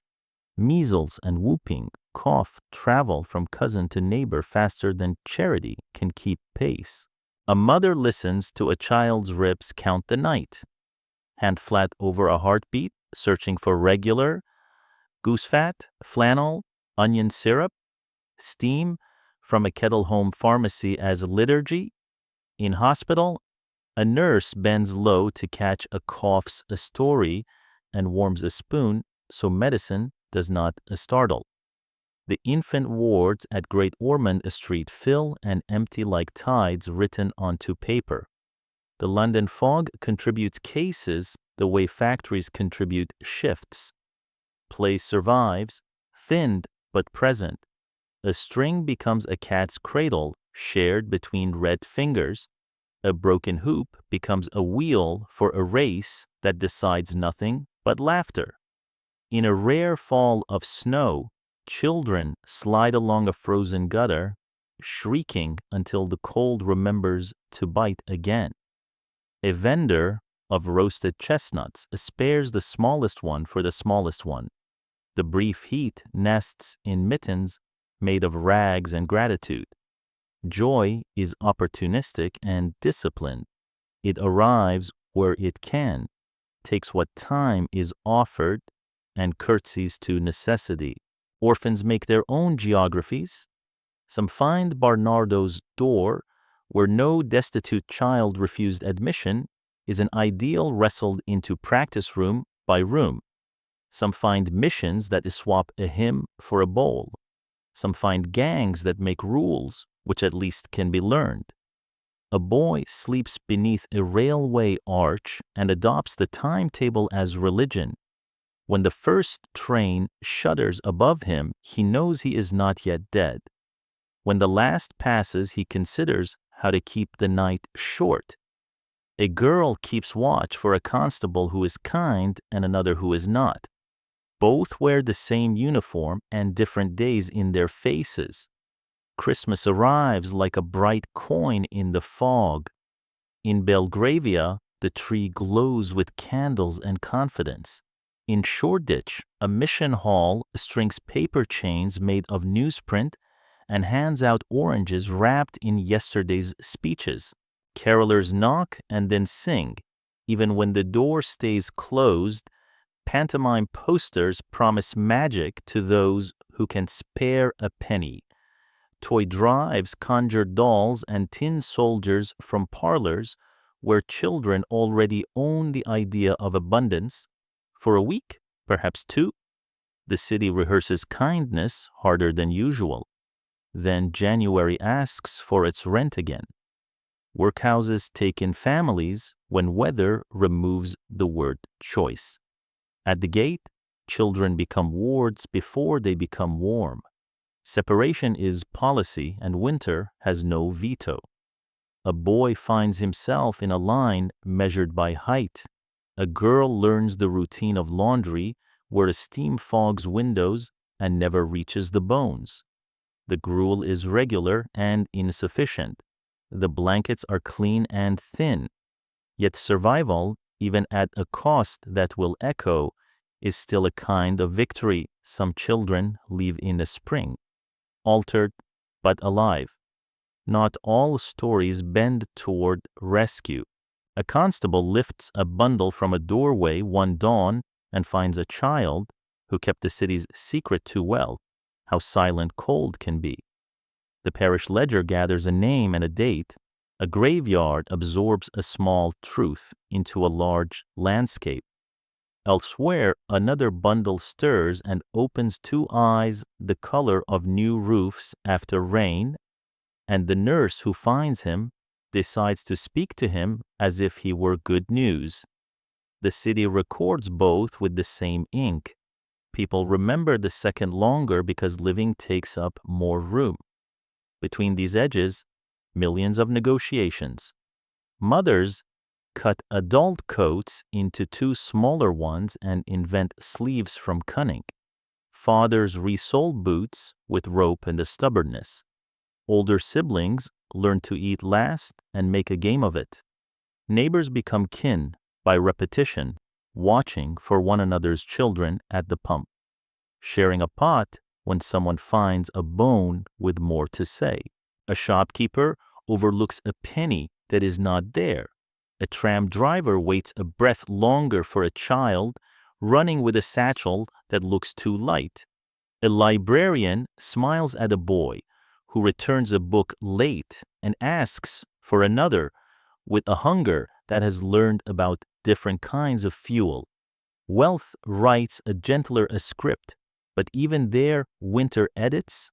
A scarlet rash closes a nursery for fortnight. A tutor coughs through Latin. A doctor visits, leaves powders and advice, and is paid in coin and relief. The children of these houses remember charades by the fire, skates laced tight by gloved hands, and the flannel undergarments that turned cold into anecdote.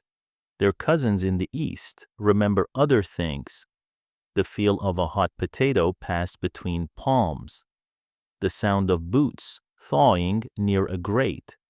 The map of the city measured by which doorways could be trusted after dark. Reform borrows winter's arguments and makes them into acts. School boards insist that children belong in classrooms more often than they belong in alleys. Factory inspectors learn to ask better questions. Philanthropists keep ledger books that turn pity into provisions. Not everything takes. Not everything is offered without a scold. Not everything arrives before a fever does. But year by year, the city inches toward the idea that the small should not pay so dearly for the weather's moods and the economy's plans. A bell rings once in the lane outside, a lamplighter testing his ladder's steadiness. A boy carrying headlines lifts his face to the sound and for a moment looks like someone who will not always be small.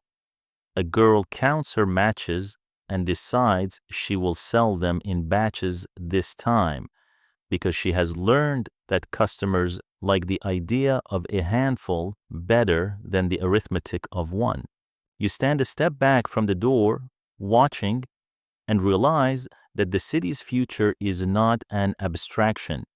It is a procession in thin boots in front of you, negotiating a season with wit, courage, and the help that arrives in teaspoons.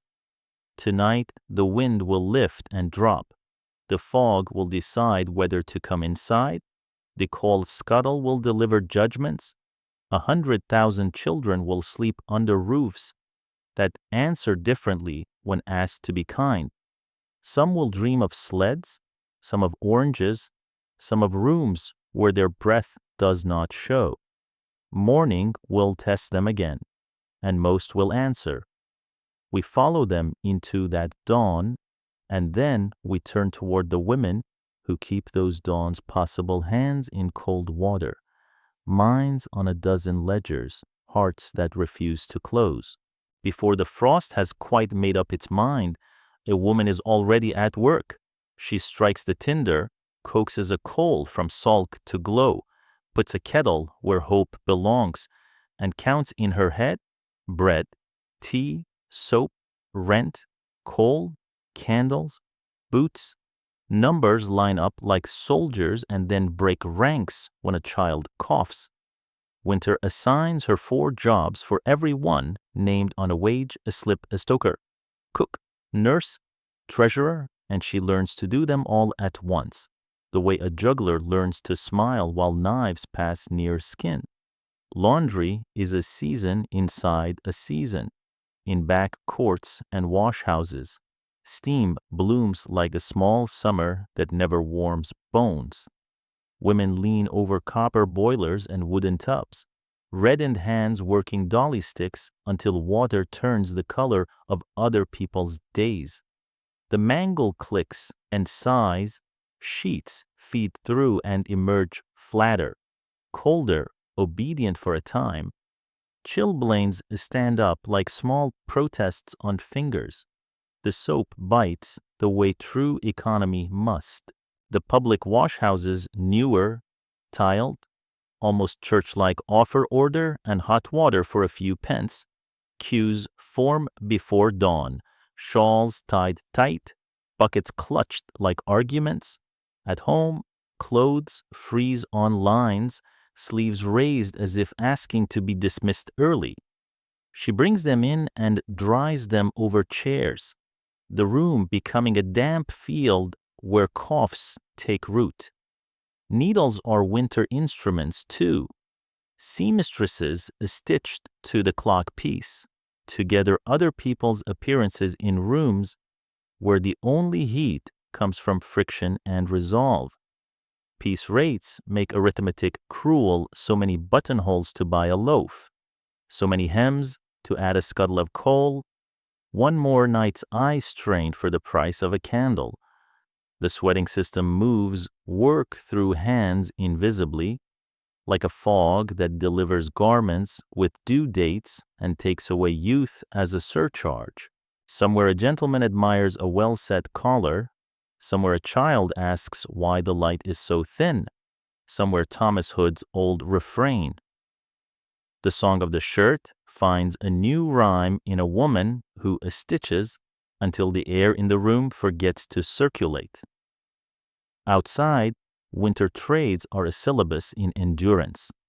Flower sellers with baskets of crushed violets sell the memory of a spring to men who have the price of amends. Hot potato women lift lids and release small clouds that smell like reprieve. Their own coats smell of ash and rain. Charwomen scrub offices in the early dark and stair treads in lodging houses after midnight, paid by the flight and by the shrug. A mother with a threadbare shawl balances a baby and a tray of matches and learns the choreography of no. Thank you that earns yes once an hour. The day labor market has its female curb. 2 women waiting for laundry, scrubbing, mending small bids, whispered to bailiffs who do not memorize faces. In the grand houses where winter politely knocks, women run an empire behind the doors. A housekeeper counts coal scuttles like banknotes and wages war on drafts with Santa snakes and heavy curtains. Cooks turn cold into gravy and pastry. Maids light fires in grates that will never warm them. Polish brass until it can see itself blush. Carry hot water up stairs that multiply in February. A lady of the house ringed with lists and letters, plans, dinners, concerts, charities, a calendar that says abundance can be choreographed. She also presides over mothers' meetings, baby linen societies, cold clubs, the good works that let her shake winter by the hand and tell it to sit. There is sincere kindness in many parlors, and also the comfort of being the giver and not the ledger entry. Some doors open to rooms where women gather each week to save together. A shilling at a time for a sack of coal or a funeral that will not bankrupt the living. Friendly societies stamp little books. A treasurer in a plain dress becomes a banker with a memory like a lock. The pawnbroker's ticket goes in and out of pockets by the day. Monday sees the best dress redeemed for Sunday. Wednesday sees it hung again behind the counter in exchange for soup and soap. A woman learns the algebra of dignity, how to pawn without surrender, how to borrow a saucepan and return it with a shine that says thank you larger than the thing itself. Health makes terms with winter through her hands. She is nurse before she is anything else. Onion syrup, goose fat, flannel, mustard, poultice. She warms a spoon so medicine doesn't shock, wraps a child's chest, counts breaths, listens for the moment a cough changes its mind. If she can, she takes the baby to the dispensary where a doctor peers, prescribes, and writes in a hand that expects better rooms than this. Lying in brings its own winter midwives with baskets and calm, a kettle kept just short of boiling, neighbors who sit and pray and know when to go quiet. The new infant, red and loud, is swaddled in someone's best handkerchief, turned into a cap. A baby linen society basket arrives, tiny shirts, squares of flannel, a promise in cotton that some women she will never meet thought of her. Workhouse doors are winter's last grammar. Women enter with children and are separated into grammars of obedience laundry here, kitchen there, nursery in another building that smells of boiled thyme. The relief is real roof, routine, food that arrives when the clock proposes it, but so is the humiliation of being catalogued. She measures the trade in her mind a week for a sack of coal saved, a month for the rent arrears, a season for a child who will remember the taste of gruel and the regularity of the bell. When she leaves, spring will be something to earn again. Not every choice is between decent options. Streets take what the cold and the rent demand. A woman with no other arithmetic sells an evening and tries to keep the night from borrowing her name. Rescue societies post handbills and offer rooms where rules are strict and sheets are clean. Sermons weigh as much as slippers. The law looks hardest at her and least at her client. Winter always finds an asymmetry it can live with. She reads danger in a man's hat brim, judges kindness from a cabman's eyes, memorizes the quickest way to a constable who will believe her. Survival is a curriculum she did not ask to attend and still passes. Temperance ladies pin blue ribbons and pour tea that esteem cannot quite sanctify. They open reading rooms where the only spirits are in Dickens. They sing hymns that try to compete with a gin shop's heat. Some women find sobriety like a door they can finally close. Others find in the teacup a kind of loneliness they cannot drink. Still, the movement builds rooms where children can wait while fathers count their wages somewhere else, and that alone saves a few winters.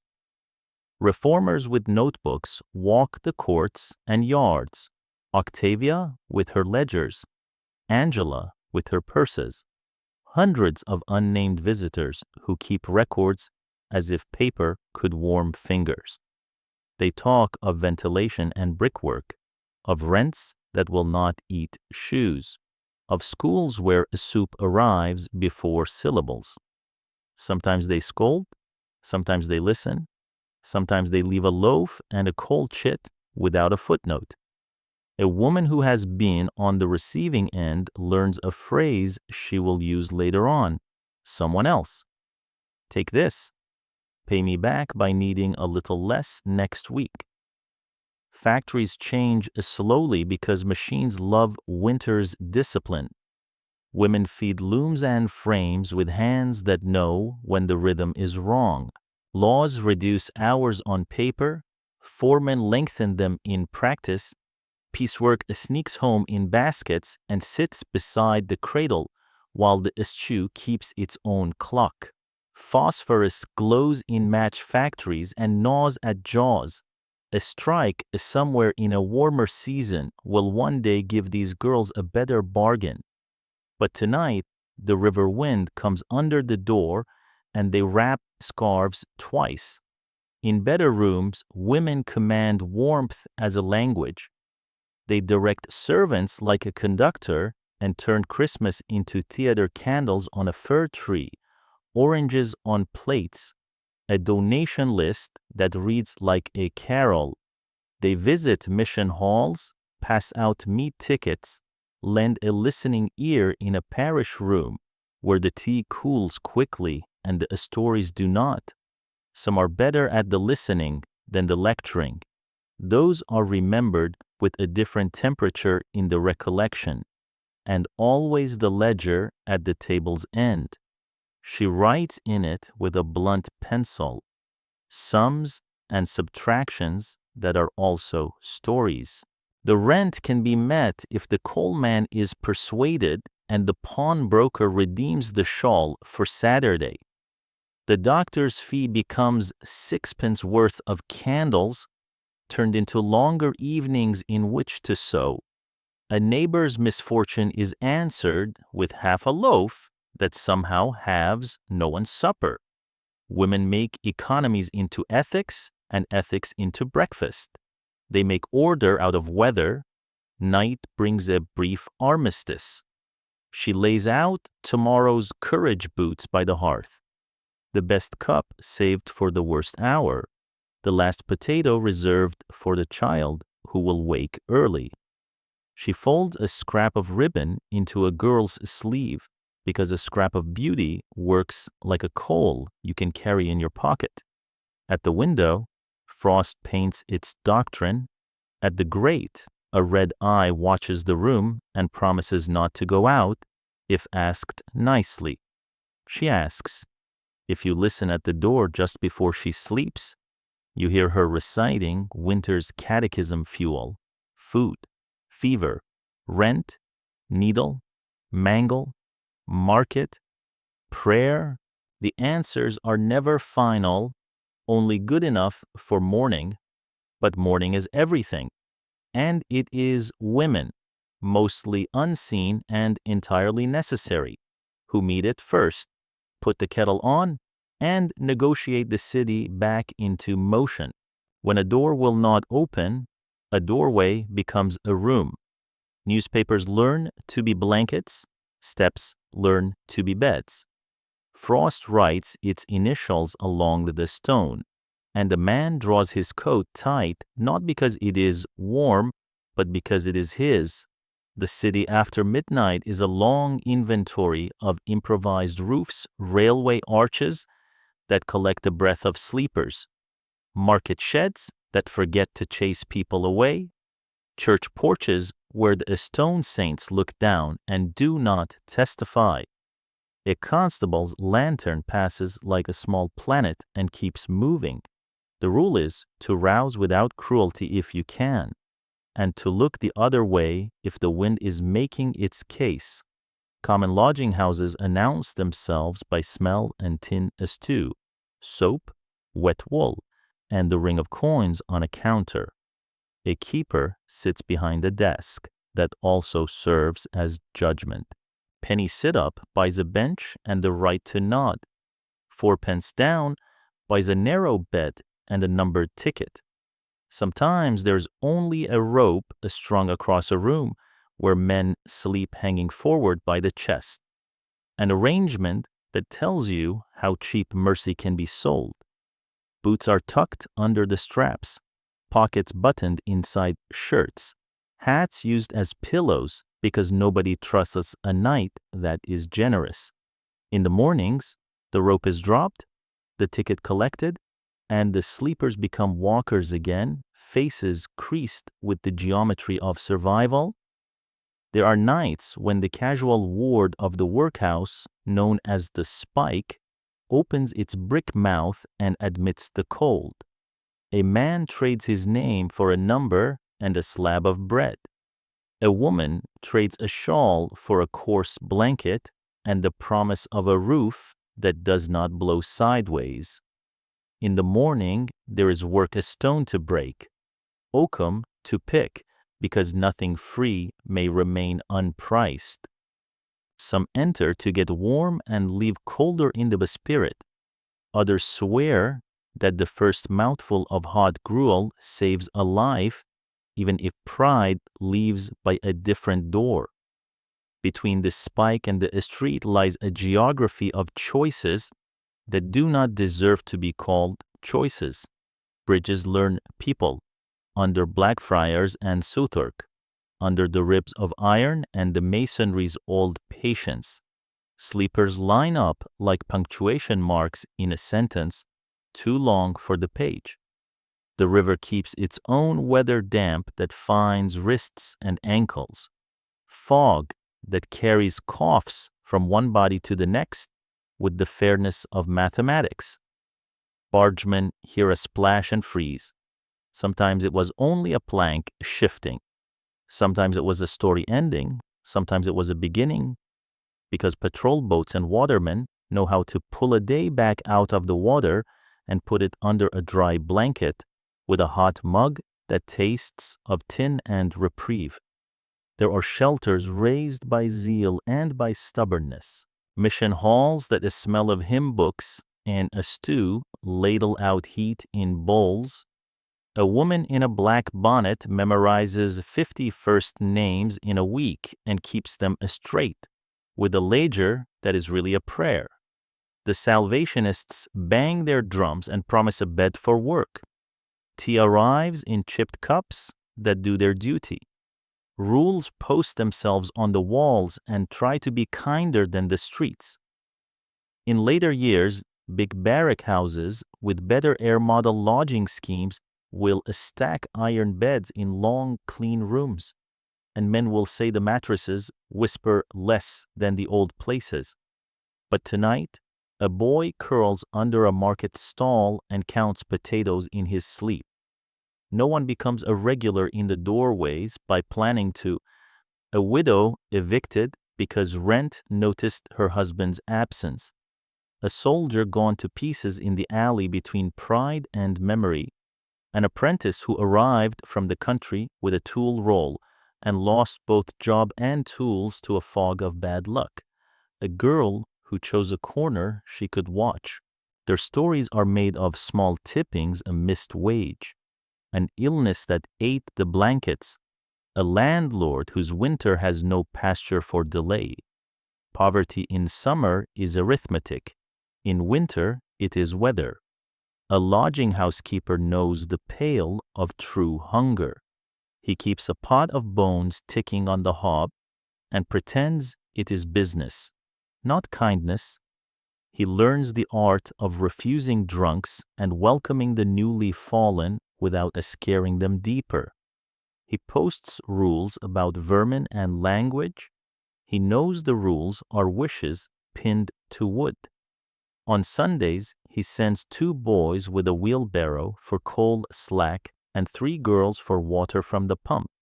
He takes in washing from better addresses and pays women by the piece to scrub it in the yard, where steam walks away in ribbons and sleeves freeze into gestures. There is a separate map for winter children who have no keys. Lodging houses sometimes accept them at a discount if they can fetch water or sweep. Ragged schools collect them by the dozen: slate, prayer, a bowl of something hot, and a teacher who understands that a child who sleeps in a shed takes longer to wake into arithmetic. At Christmas, charities add oranges to the timetable, and the city pretends for a day that all boys own mittens, all girls own ribbons, and all lids close on full bellies. Before New Year's, the oranges are gone and the mittens are still imaginary. But some of the children have learned the alphabet of getting out. Night shelters operate on a physics of bodies. 50 men in a room lift the temperature by degrees. 100 add another blanket without threat. Coughs pass like rumors, snores become the sea. Somewhere a man weeps with the restraint of a wall that has learned to hold. A volunteer walks the rows with a lantern and an ear.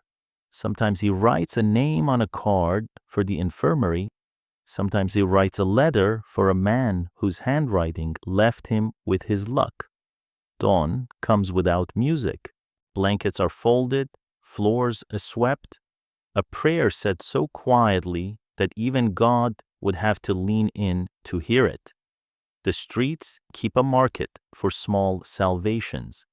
A penny for shining boots under a gas lamp, another for carrying a parcel across a bridge, a third for watching a barrow while a coster ducks into the public house to warm his hands. Men pick cinders from ash heaps and sort iron from rubbish. Women salvage bones for the glue pot and rags for the paper mills. Dignity finds work wherever labor looks back and recognizes a face. In the evening, when the fog presses close, a lamplighter lifts his pole and makes stars on poles one by one. The homeless learn which ones sputter and which ones burn steady and sleep accordingly. Coroner's juries convene when the frost is obstinate. Died from exposure, the verdict that needs no indictment becomes a phrase the newspapers can print without adjectives. A constable testifies that he found the body in a doorway and that he had seen the same face 3 nights before. A lodging house keeper identifies a man by a tear in the cuff. The jury recommends more shelters and goes home to supper.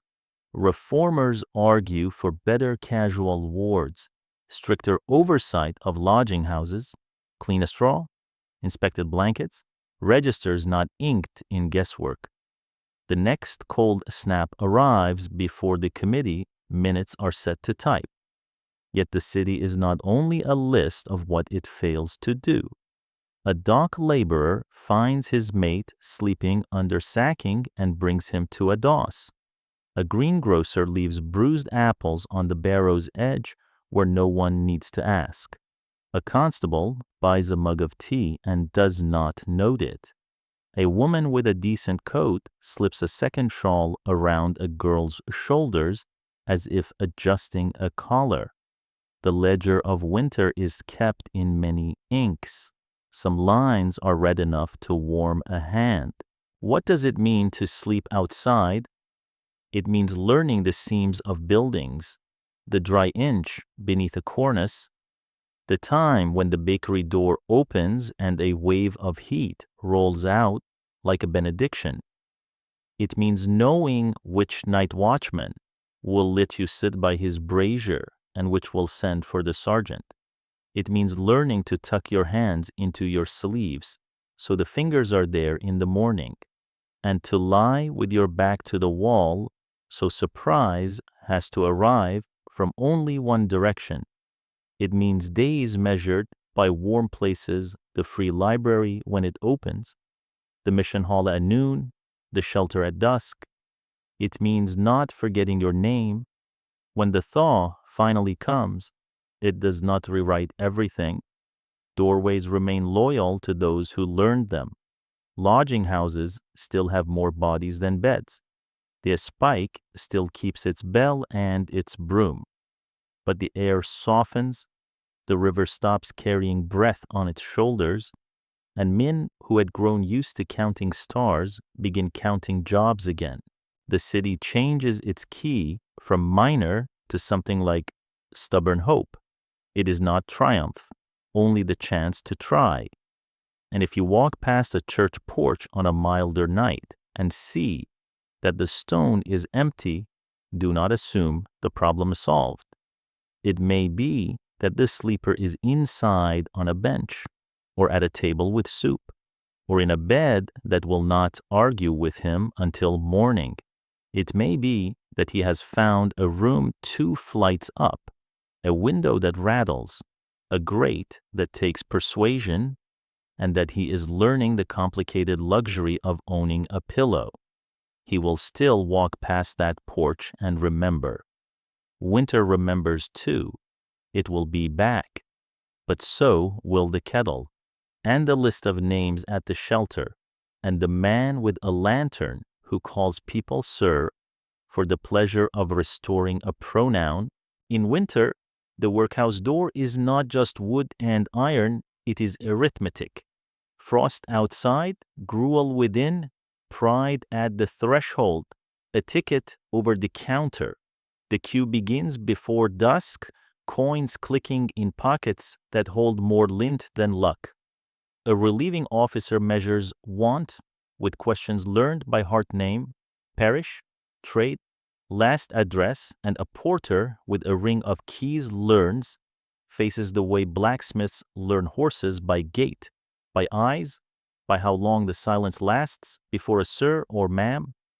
When the gate opens, a draft of warm, used air slips past soap, steam, beef on days when luck has a calendar, and the winter night pauses as if to listen for the price of survival.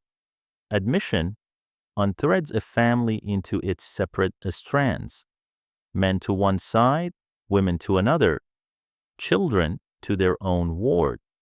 Even married couples are divided by the doctrine of deterrence.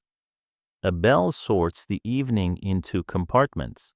The master's ledger takes names, the matron takes shawls and coats to be deloused and fumigated. A bath is compulsory water that remembers the day's laborers and the morning's infants, and then the uniform coarse jacket and trousers, serge gown and apron, boots that fit if memory is generous. Personal clothes go to a locked room with a tag that says to be redeemed by spring. Though the system knows that the spring is not punctual, the rules hang neatly framed rise at 6. Prayers, breakfast, work, dinner, work, supper, silence. A chaplain reads from a book that knows both sin and coughs. A schoolmaster lines letters like bricks for small hands to stack.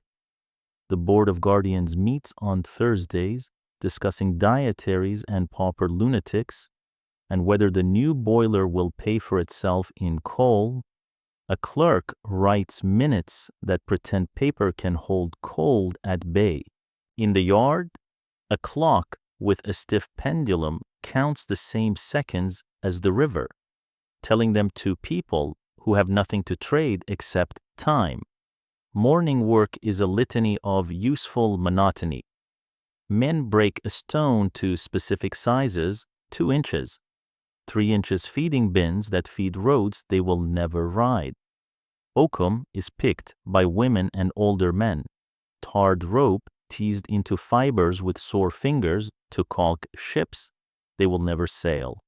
In the laundry, steam writes on windows until the panes weep. Girls scrub linen for other people's beds and learn the grammar of a starch, hem, fold. Kitchen duty is coveted because heat throws off the arithmetic by a degree or two. A ladle is a scepter if you hold it right. A beetled man checks weights and measures and pretends fairness is a scale that cannot be tricked. The diet is not a rumor. It is a table printed in tidy columns and nailed to a wall. Breakfast, bread and gruel. Dinner broth, sweat pudding, sometimes meat if it is Sunday or if someone important is touring. Supper bread again, with cheese when the guardians remember last winter's letters to the editor. There are calories enough to keep breathing, not enough to forget you are counting. And yet, on Christmas Day, tradition elbows policy. A slab of beef appears with plum pudding that tastes as much of ceremony as of raisins. For one meal, the room's hum includes a word like cheer, and even the rules look down to see if their boots are clean. Illness has a ward with windows that face a different weather. The infirmary nurse cap starched into ideals keeps a cart of bottles that smell of camphor, cod liver, and the kind of courage that pours by teaspoon.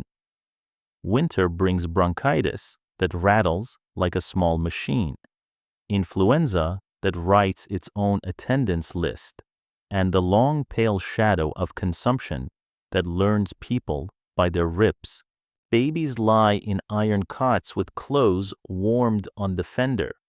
Old men stare at the ceiling and count ship masts they once climbed in weather that disagreed with them less than rooms do.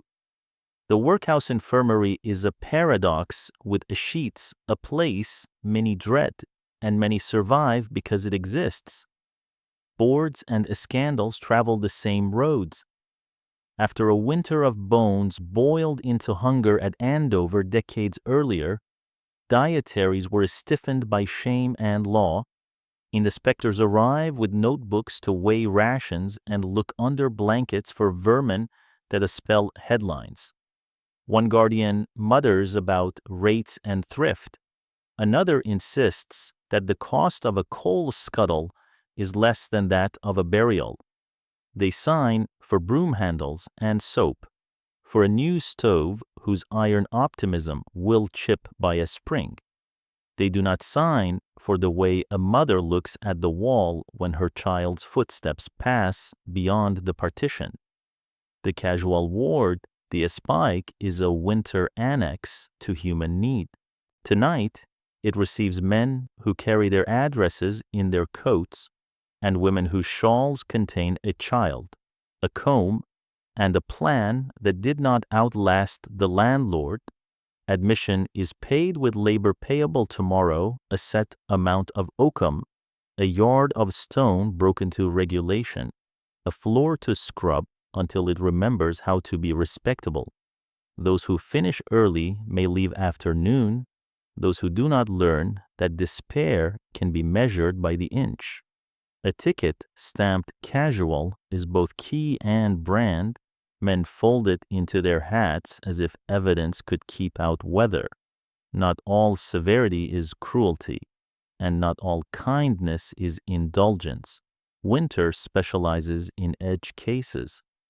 The master has a voice that can crack like ice, but he keeps a kettle going on the sly for the ones who were drenched by sleet on the road from Greenwich.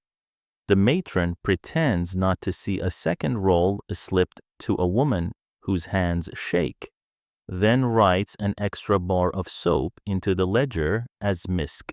A schoolmistress saves the brightest child from the laundry by teaching her to copy receipts in a neat copperplate, because a good hand is a sort of chimney that vents a life upward. Workhouse religion has two tempos. On Sunday, the chapel gathers everyone into a hymn richer than any broth, bass notes like beams, treble like glass. On weekdays, faith is a smaller, a text in the infirmary read half for comfort and half to keep the voice warm, a blessing over the dead said with the economy of coal. The porter's black armband appears more often in hard frost. Funerals are tidy plain coffin, parish ground, a line in a register that does not smudge, but sometimes a child places a scrap of holly on the lid, and the winter afternoon, which had been stern and busy, takes 3 seconds to bow its head. Leaving is a practice as complex as arrival. Some ins and outs ride the season's harvest in August, the house in January. Others save coppers from Oakham to buy back a coat, to buy back a name. The clerk returns clothes that smell faintly of carbolic and a past tense. The gate gives onto a street where fog remembers you and opportunities pretend to. Men walk toward docks, women toward service offices, boys toward a factory that has convinced itself it needs them. The workhouse does not keep grudges, it keeps records. The winter world takes both without reading either. What did the system intend that no one prefer it to independence? That relief be a last resort with a clean floor. What did people feel a humiliation that stung like sleet, and a gratitude that steamed like a mug between chapped hands? Between those two truths lived the day-to-day, a fire coaxed to life at dawn, a child learning to spell January without skipping letters, a ward scrubbed until it remembered color, a man whose cough loosened enough to let him asleep. The workhouse was not a villain or a saint. It was a machine built by fear of idleness and repurposed by weather into shelter. Outside, the frost whitens the yard wall while a bell rehearses for morning. Inside, spoons knock the bottoms of tin bowls with a sound that is both hunger and answer. A girl in uniform folds her blanket corner to corner because the matron likes squares. A boy mouths his evening lesson bread, breath, brother, because words, unlike coal, can be hoarded without smoke. Somewhere a clerk sands a page to dry the ink. Somewhere a man who swore he would never cross this threshold sleeps so hard that even his luck grows quiet. The city, which has many houses, keeps this one for nights when it cannot be apparent to everyone. In the ledger of winter, the workhouse entry is written in blunt pencil, and next to it penciled lighter but legible. There's always the word return. Prison in winter is a second weather. Stone remembers the night longer than flesh. Iron gives back no favors. Rules grow a thin frost on their edges and call it impartial. The lock clicks, and the corridor swallows the sound as if it were dinner. A warder's lantern drags a coin of light down a passage where doors face one another like closed eyelids. Behind each, a room the size of a stubborn thought plank bed, thin blanket, slop pail, a shelf that knows 2 books, the Bible, and whatever discipline thinks is safe to lend a mind. Breath plumes in the cold, and the cold plumes in reply. Victorian reform loved a scheme. The separate system arranges silence like furniture. At Pentonville, The wings spoke to a central hub, radiating like spokes on a wheel that never turns. Men walk the exercise yards one behind another, eyes on the coat seam ahead, straps across their caps to keep heads inclined. In chapel, each sinner stands in a wooden stall that hides faces, the way scandal wishes it could hide cause. The sermon flows over partitions like water over locks. The goal is improvement by volume control, quiet the body, tidy the soul, and in summer it can feel like order. In winter, it is order with a cough. The silent system prefers company that does not converse. Men labor side by side and swallow words with their bread. Warders trained to hear rebellion in a throat clearing. Either way, the season finds the seams. Food is arithmetic that refuses to smile. In the morning, skilly thin gruel that tastes of intention. At noon, a dab of meat or cheese measured so exactly that ethics can see its own reflection. By evening, bread that breaks rather than tears. The diet tables hang beside the rules and look decisive in lamp light. For men sentenced to hard labor, the body becomes a ledger in which calories and punishment reconcile after hours of treadwheel. The wheel, a blind hill with wooden steps, climbs nowhere. 20 minutes on, 5 off, muscles learning a prayer without words. In another yard sits the crank machine, a box with handles, sand inside, resistance set by a screw. Totals chalked each day 10,000 turns. 12. More if a governor enjoys a clean page. In winter, fingers stiffen and the count climbs slower. A warder twirls the screw until virtue feels like ice. Not all work is theater. Oakum picked here caulks real ships. Mailbags stitched here will carry real letters. Brushes made in a cold workshop will warm other people's rooms. Yet to the man whose needle jerks in numb fingers, the usefulness is a rumor he cannot afford. He rubs his hands to negotiate with them. The warder warns that warmth is not part of sentence. The bell decides anyway, and the day moves by inches. Illness patrols silently and writes names on a slate. Influenza needs no pass. Bronchitis attends without invitation. Consumption enters as a whisper and sits where a man's coat used to be. The infirmary adds a blanket and subtracts work. A nurse with red hands dispenses cod liver oil and a competence that will never be paid at the rate it deserves. Typhus is rarer now that drains have learned obedience, but damp remains a citizen, and pneumonia loves a cell whose window collects its own weather on the inside.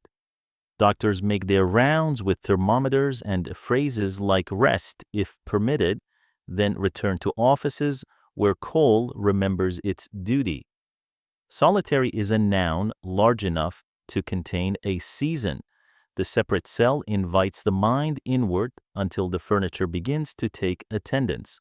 Some men carve on a soap, some on memory, some pace the 4 steps east to west until the boards learn their shoe size. The regulation mask used when moving prisoners, hoods with small holes, turns a corridor into a soundscape. Boots, keys, a door that sounds like it is learning to be a drum. A chaplain passes, and a verse finds the crack under a door the way daylight does. He speaks of endurance. The prisoner counts bricks. Both tell the truth they have been issued. Discipline carries winter's signature. Mislaid tools, insolence. Speaking when silence is king, each has its tariff loss of privileges. Bread and water days, a stretch in the punishment cell that considers itself a refrigerator for souls. There are economies here too. A governor who runs a neat ledger favors tariffs that do not show up on the ratepayer's bill. A magistrate who believes in deterrence counts frost as an ally. On Boxing Day, a poet of thrift might write, "Let the season instruct." But the man on bread and water tastes only the pedagogy of cold. Not everyone lands here by malice. The magistrate knows the winter petitioner's men who'd steal a loaf in December because prison is a bed with rules.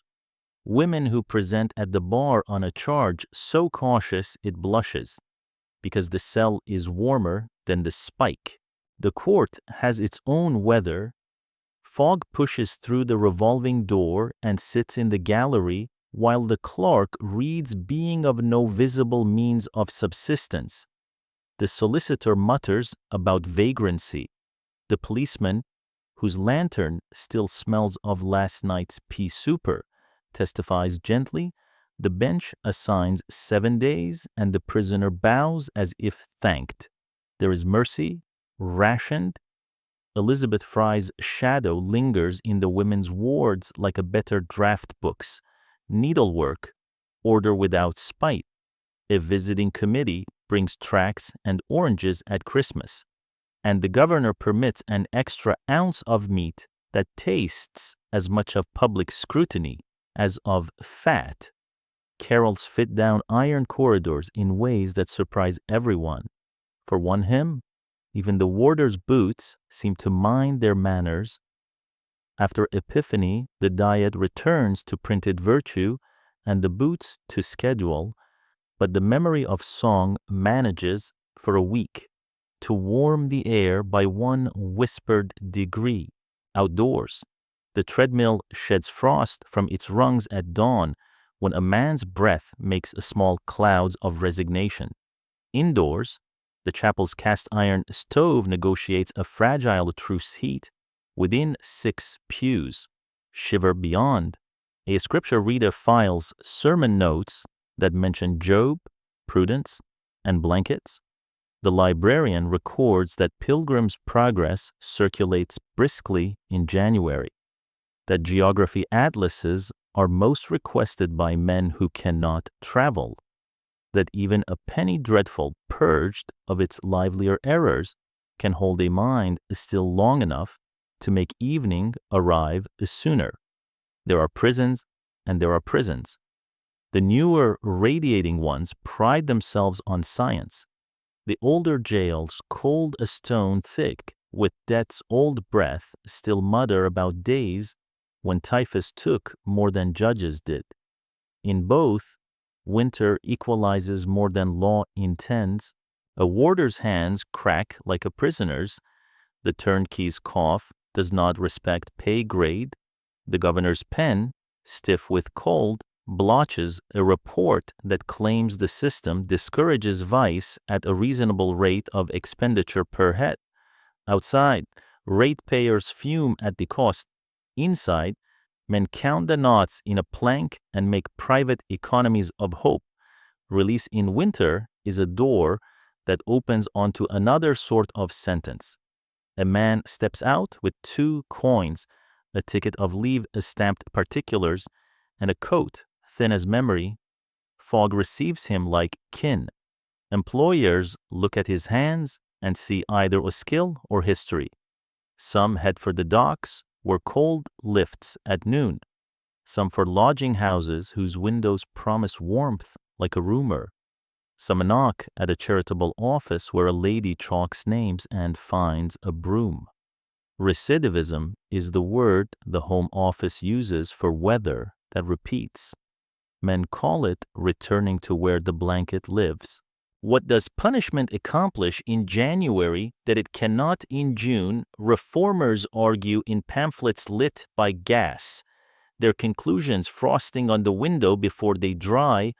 Severity's admirers say the season helps, that shivering completes a sentence neat as a figure. Humanitarians answer that justice should not borrow pain, it did not sentence. In the corridors, the debate is simpler. A man with a fever wants broth hotter by 1 ladle. A warder wants boots that do not leak. A governor wants numbers that please London. The year wants to move on. Night brings the prison to its clearest grammar. Keys speak softly. Oil gutters in lamps whose chimneys are black with stories. Someone in the far wing whispers to a god who answers in weather. Snow tick-ticks at a window high in D wing, where glass forgets which side holds winter. A clock in the governor's office behaves itself. A cat, every institution keeps one, treads across a desk blotter, and leaves 4 signatures that no statute requires. Out beyond the wall, the city rehearses its vices and virtues. In here, men sleep because asleep is the only leniency that does not require a signature. In the morning, the bell says one-word attendance and the machine wakes.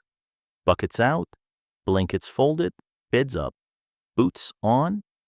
The day will measure itself in steps climbed to nowhere, cranks turned to no destination, letters copied in a neat hand that may yet find employment after April is spelled without hesitation. Winter will hold the place like a thumb on a page. By Easter, the rule book will make more sense because Sun will have edited it. But for now, the law's geometry sits inside the season's physics, straight lines drawn across a landscape of ice. Lovely, not a coastline. Still, the map keeps men from falling off the edge of themselves. And sometimes even here, that is not a small thing. If the alley kept a ledger of want, the great houses along Belgravia and Mayfair kept another lined in velvet, written in candlelight, and settled each night with the gentle click of a door closing against the cold. Winter here was not enemy, but decor. Frost-traced ferns on the window panes like a decorative hand, gaslight burnished gilt frames. Coal burned deep and steady in grates that never had to learn the word ration. Outside, a cabman slapped his arms against his chest, breath ghosting in the air. Inside, a butler carried a silver tray so warm it threw off a friendly haze. These townhouses were citadels of comfort in a season that punished anyone without credentials.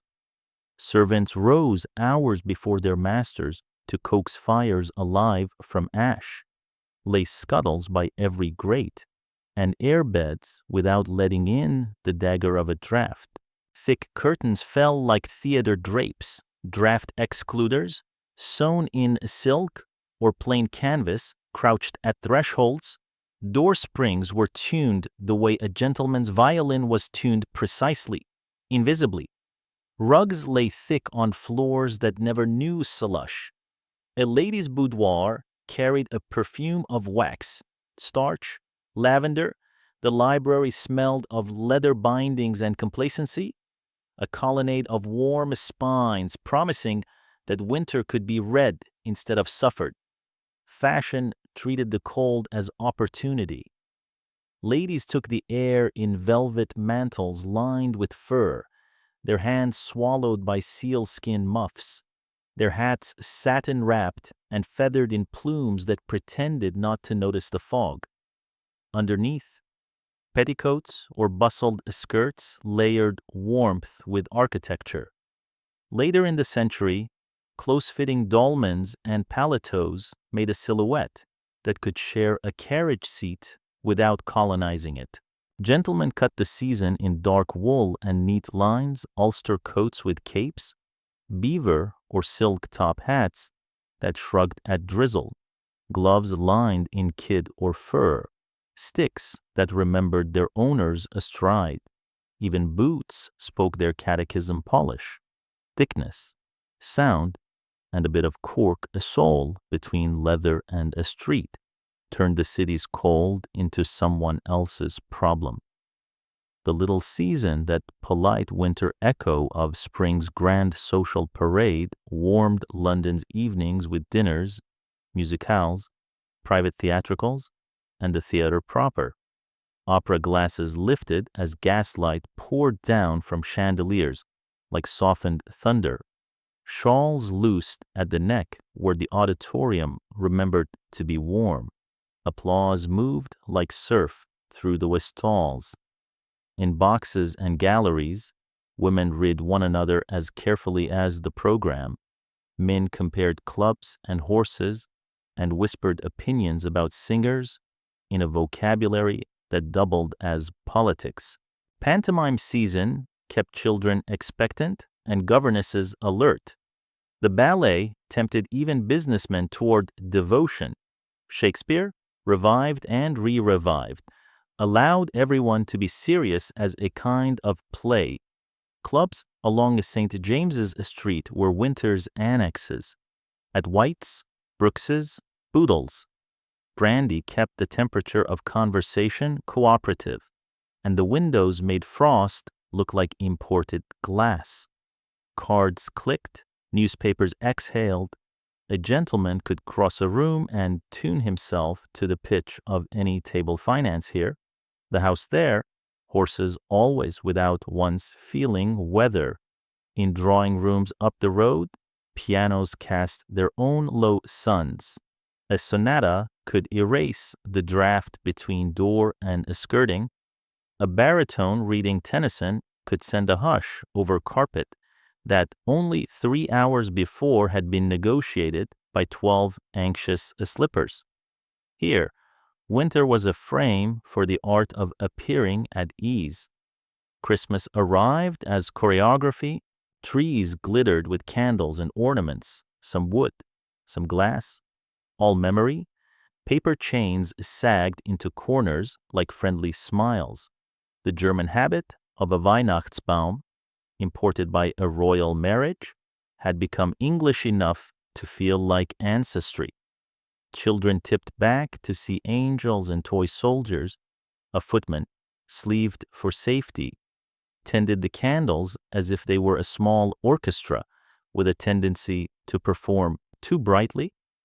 Dining tables bent under roasts and gravies, mince pies ringing like planets around the pudding's dark star. A sprig of holly put gloss on every surface. A slice of orange in a house that could fill bowls with them made winter taste like it meant well. The kitchen wrote its own liturgy. Range doors yawned and shut. Copper pans shone like medals. Cooks counted time by steam, crackle, and the thickness of a spoon's trail through custard. Upstairs, a hostess calculated seating so that rank and conversation rose in the same direction. Downstairs, the scullery took the temperature of fortune from how many plates the evening would burden with sauce. A house prosperous enough to heat every room was prosperous enough to wash everything twice. And yet, amid the satin sheen, conscience did not quite sleep. Philanthropy was winter's social sport. Ladies' committees convened in rooms scented with hyacinth and beeswax, penning appeal letters for blanket funds, organizing subscriptions for coal clubs, filling hampers for parish poor, charity bazaars, half devotion, half theater offered needlework, jars, and respectable gossip under arches of evergreens. At Christmas, gifts were distributed at hospitals and orphanages, oranges that shone like small suns, dolls that smelled faintly of glue, tin soldiers marching toward the lives of children for whom tin still felt expensive. A carriage could deposit pity and be home by 10. The gifts did good, even when intention showed its seams. A penny dinner filled a stomach. A pair of boots turned a child into a creature who crossed a street rather than circled its puddles. A scuttle of coal made a room into evening rather than endurance. The city kept 2 ledgers, and they did not always quarrel. Generosity bought relief, and relief bought time. and time, though it could not be eaten, could be outlasted.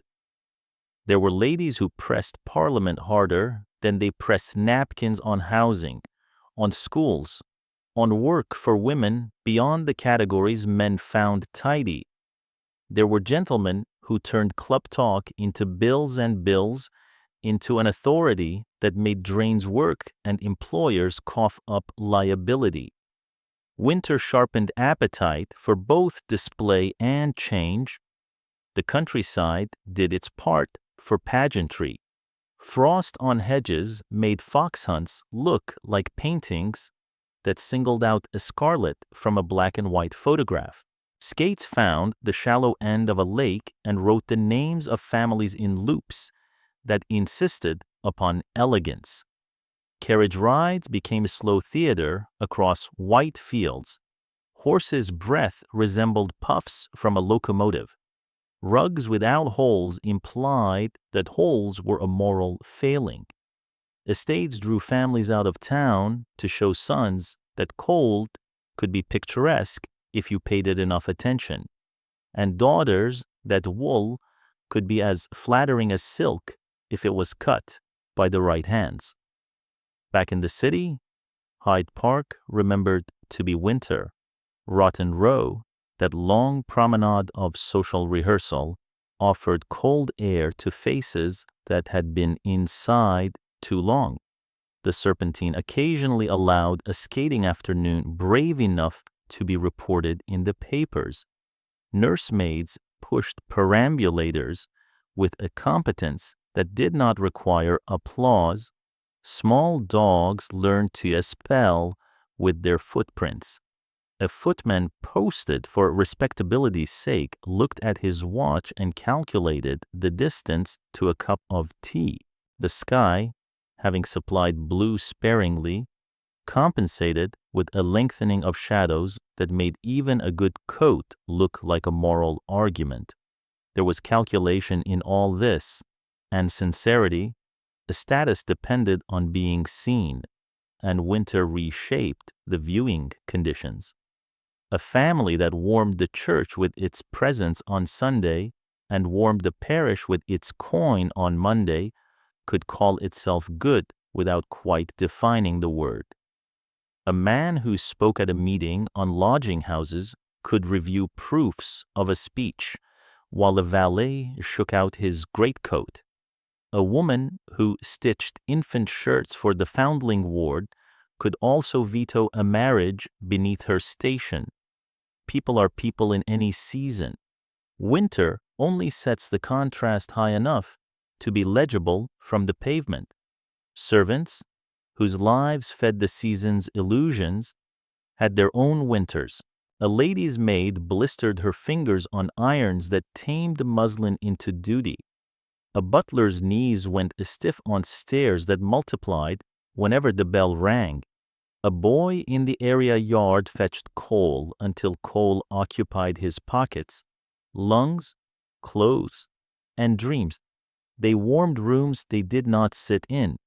They practiced the art of moving heat through a space on behalf of people who spoke of warmth as if it were an interior quality rather than a combustion that somebody else coaxed. In the small hours, a kitchen maid leaned against a cooling oven and stole 5 minutes of unlawful comfort. That theft never made any court's docket. Not all aristocrats mistook comfort for virtue. Some wrote checks with thought as well as flourish. Some sat on boards that took testimony from people who had met winter in its working clothes. There were drawing rooms where the question, what would actually help, took all evening and some of the next morning. There were others where charity was a performance, in which everyone had a line and nobody had to memorize facts about drains. London held both with a tolerance that looked like complicity and a patience that looked like hope. By late January, the city's rhythm steadied. Invitations went out with the regularity of a pulse. Sleigh bells were a rumor imported from somewhere that had real snow. The theater announced new runs with posters that looked warm even in fog. A child practiced for a school recitation, while a footman counted the teaspoons before and after the tea. A gentleman wrote an earnest letter about reform that he would later read aloud at dinner. A lady scheduled callers so that warmth, social and literal, never fell below a flattering degree. The poor were still poor, the rich still comfortable, and the winter still the same barometer it had been in November. Yet some balance had shifted because people had, or one tries, against the weight of evidence, to believe that they had. Night closed the shutters without asking anyone's consent. Carriages rolled up crescents where the moon kept tidy company with glass. The last post rattled. A household diary absorbed its day's entries, 2 callers, a rehearsal, a subscription list completed, a note underlined about a parish girl who required boots. Somewhere in Whitechapel, a woman wrapped her child's feet in rags and promised the same boots by Epiphany. Somewhere in Belgravia, a woman set aside a coin to make that promise true. Winter kept score. The margins were wide enough to write in pencil and to rub out what turned, later, out not to have been enough. And yet, if you paused on a terrace at midnight and looked across to other terraces, the city organized itself into a constellation of hearts. Every flame said not yet, not over, not surrendered. Wealth made those flames taller, clearer, easier to maintain, but the vocabulary was shared. Light against dark, heat against numbness, story against silence.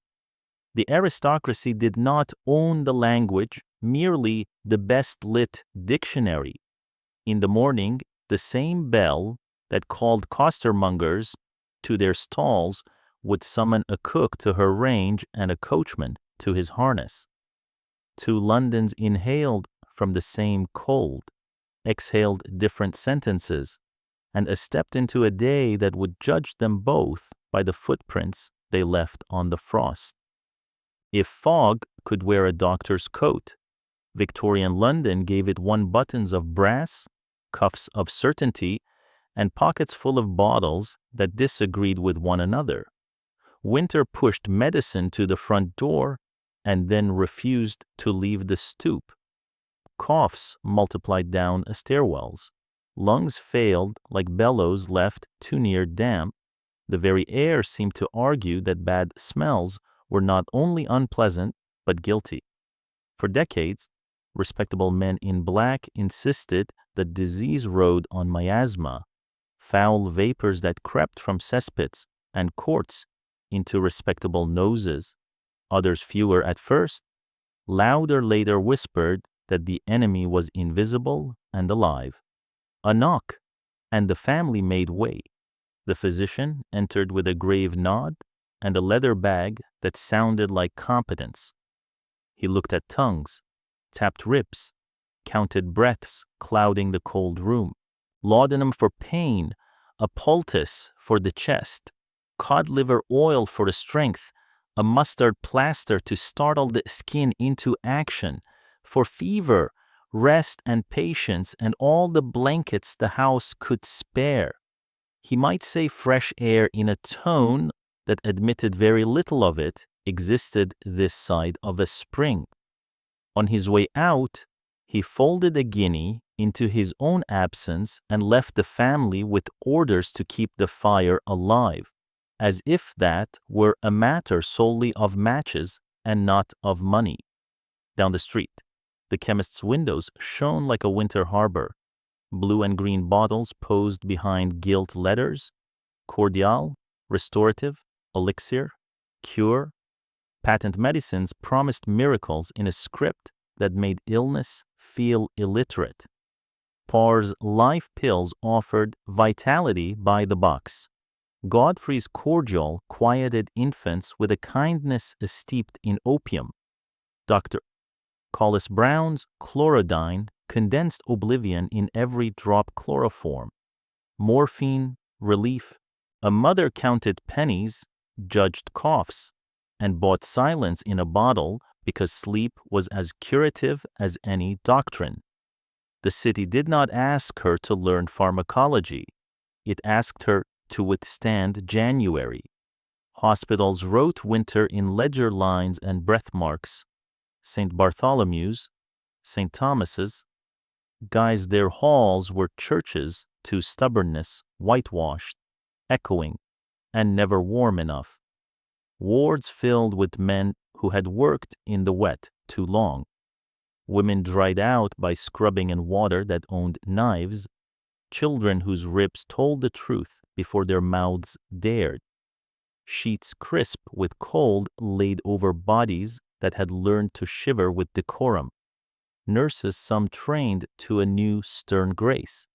Others seasoned by experience and a will that made rules look theoretical, moved from bed to bed with thermometers that demanded patience and hands that already knew the temperature of a forehead from across the room. If winter pressed the present, the century pressed back. A few streets and a decade or two away, a physician named John Snow had walked a map of Soho until a pump handle became a verdict. Water, not air, could carry death. His proof did not banish fog, but it taught the city to respect pipes. The Great Stink of 1858, when the Thames announced itself to Parliament with an eloquence nobody could ignore, brought forth Joseph Bazalgette's great brick bowels. Sewers vaulted like cathedrals to the mundane. As lines were laid and outlets moved downstream, winter's tally changed its arithmetic, if not its tone. In theaters of another kind, a surgeon lifted his hands and asked for carbolic. Joseph Lister's lesson: spray the wound, cleanse the instruments, treat hands as suspect, until proven otherwise, slowly taught knives to apologize. The scar of winter surgery shortened. Amputation survived more often. A fracture became a promise rather than a sentence. Progress, however, traveled by omnibus slow when it snowed, delayed by fog and always crowded. In older hospitals and poorer rooms, old habits hung like damp on a line. Bleeding and purging retreated but did not vanish. Blistering and setons made last stands on bodies with no energy to argue. Charity made medicine move. Dispensaries opened their doors to the shivering poor, handing out cough mixtures with as much compassion as chemistry. Mission doctors stitched scripture to prescriptions and were kinder than the pamphlets they sometimes left behind. Ragged school teachers learned the dosage of warm broth and boots alongside the alphabet. The Metropolitan Asylums Board raised fever hospitals and smallpox wards where contagion might be organized into rows. The poor law infirmaries, sullen cousins to hospitals, received those who had nowhere else to be ill and quietly accumulated the experience that would later force a reckoning you cannot save on humanity without spending it somewhere worse. In front rooms and back kitchens, winter wrote its domestic pharmacopoeia: onion syrup for coughs, goose fat rubbed on little chests under flannel, vinegar for wounds, thyme tea, chamomile for the stubborn night, a hot brick wrapped in cloth at the feet, steam coaxed from boiling kettle and peppermint. Mothers weighed advice like flour. Grandmothers kept shelves of remedies with labels only they could read. Some of it helped outright. Some helped because ritual is medicine. Some helped not at all, but hurt less than the alternative. Down the lane, Temperance men preached that gin was no cure. Across the way, a publican poured half a pint of ease into a hand that had been chapped by more than weather. The city itself tried medical architecture. New model lodging houses advertised ventilation as if it were a virtue one could purchase by the night. Reformers measured cubic feet of air per head and called the result morality. Sanitary inspectors, half detective, half priest, lifted trapdoors, peered into drains, and cited landlords whose profits bred damp. Winter made their case for them where the wall bloomed with mold, the children coughed where the window stuck and stayed shut. Infection rehearsed an encore. When influenza swept through 78, 89, 99 years, remembering themselves with ropes of zeros, doctors filled ledgers faster than cemeteries could fill ground. In wealthier quarters, the doctor's knock came with latinate calm influenza, bronchitis, a touch of pleurisy. The cure was a chamber so warm that recovery could be confused with comfort. Broth steamed in cups that had never seen a pawn shop. Sheets were changed daily without changing fortunes. A nurse could be engaged to watch the patient sleep. In the astus and courts, diagnosis was shorter, a chest, a fever, the workhouse. If there was a bed, there, the strongest prescription was time, a week's ration of it, so the body could perform its quiet repairs, and time was exactly what wages would not allow.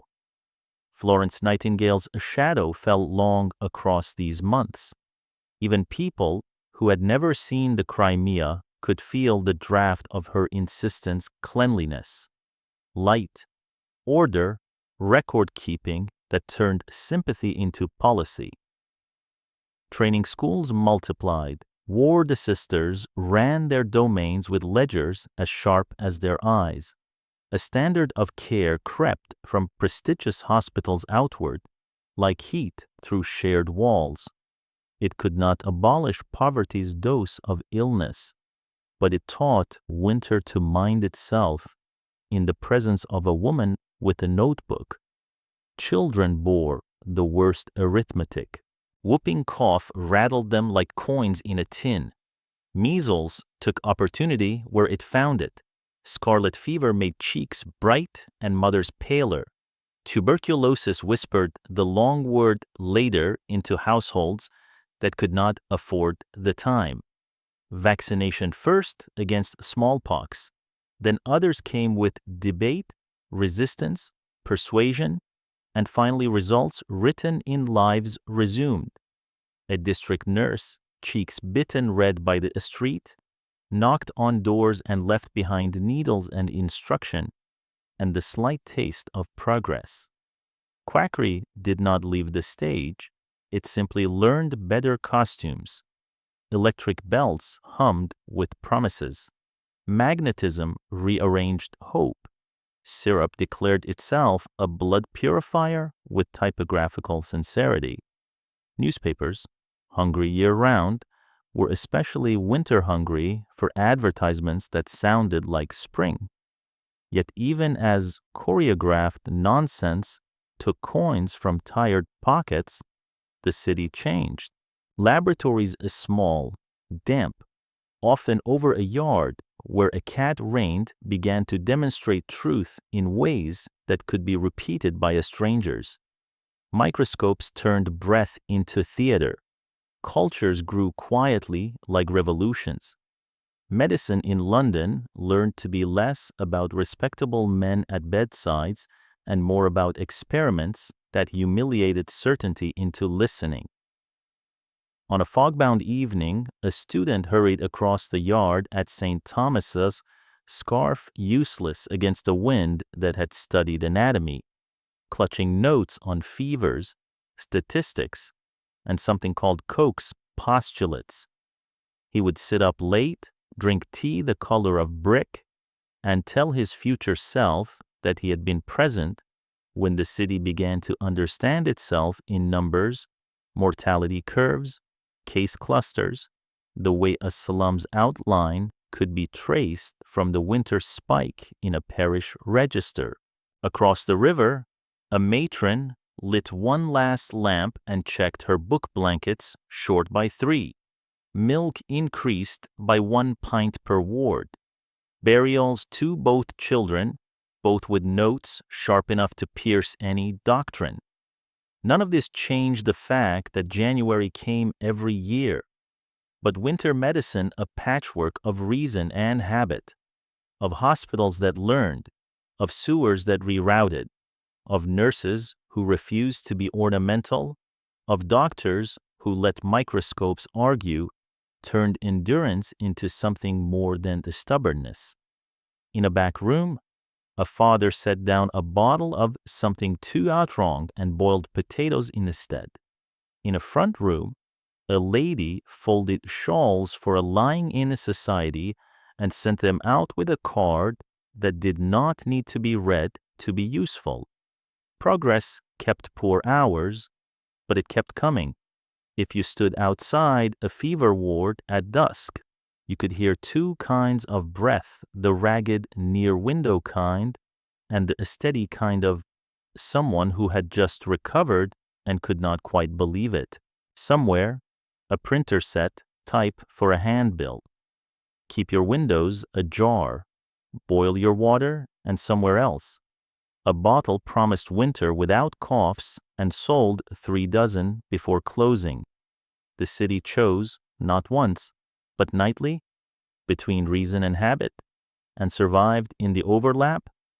Medicine, like warmth and light, spread by contagion of example. It learned to speak softly enough to be heard over a child's wheeze, and firmly enough to argue with fog. And winter, which had once felt like a verdict, began just barely to feel like a season. Spring never arrives as a trumpet. It sneaks in like a clinic bell rung once in the next room. The frost lets go where it is least invested, roof edges, gutter mouths. The black seams along curbs, and London exhales without quite admitting it has been holding its breath all winter. A lamplighter pauses at his post and looks up. The fog is thinner, a pale skim instead of soup, and the gas flame that once performed inside a halo can now simply burn. Coal merchants stop looking apologetic when they name their price. At Billingsgate, fish no longer need to be pried from a stiffness with a knife. Somewhere in a tenement, a window that had refused to open all February grudgingly yields. Air moves, the damp wall sighs.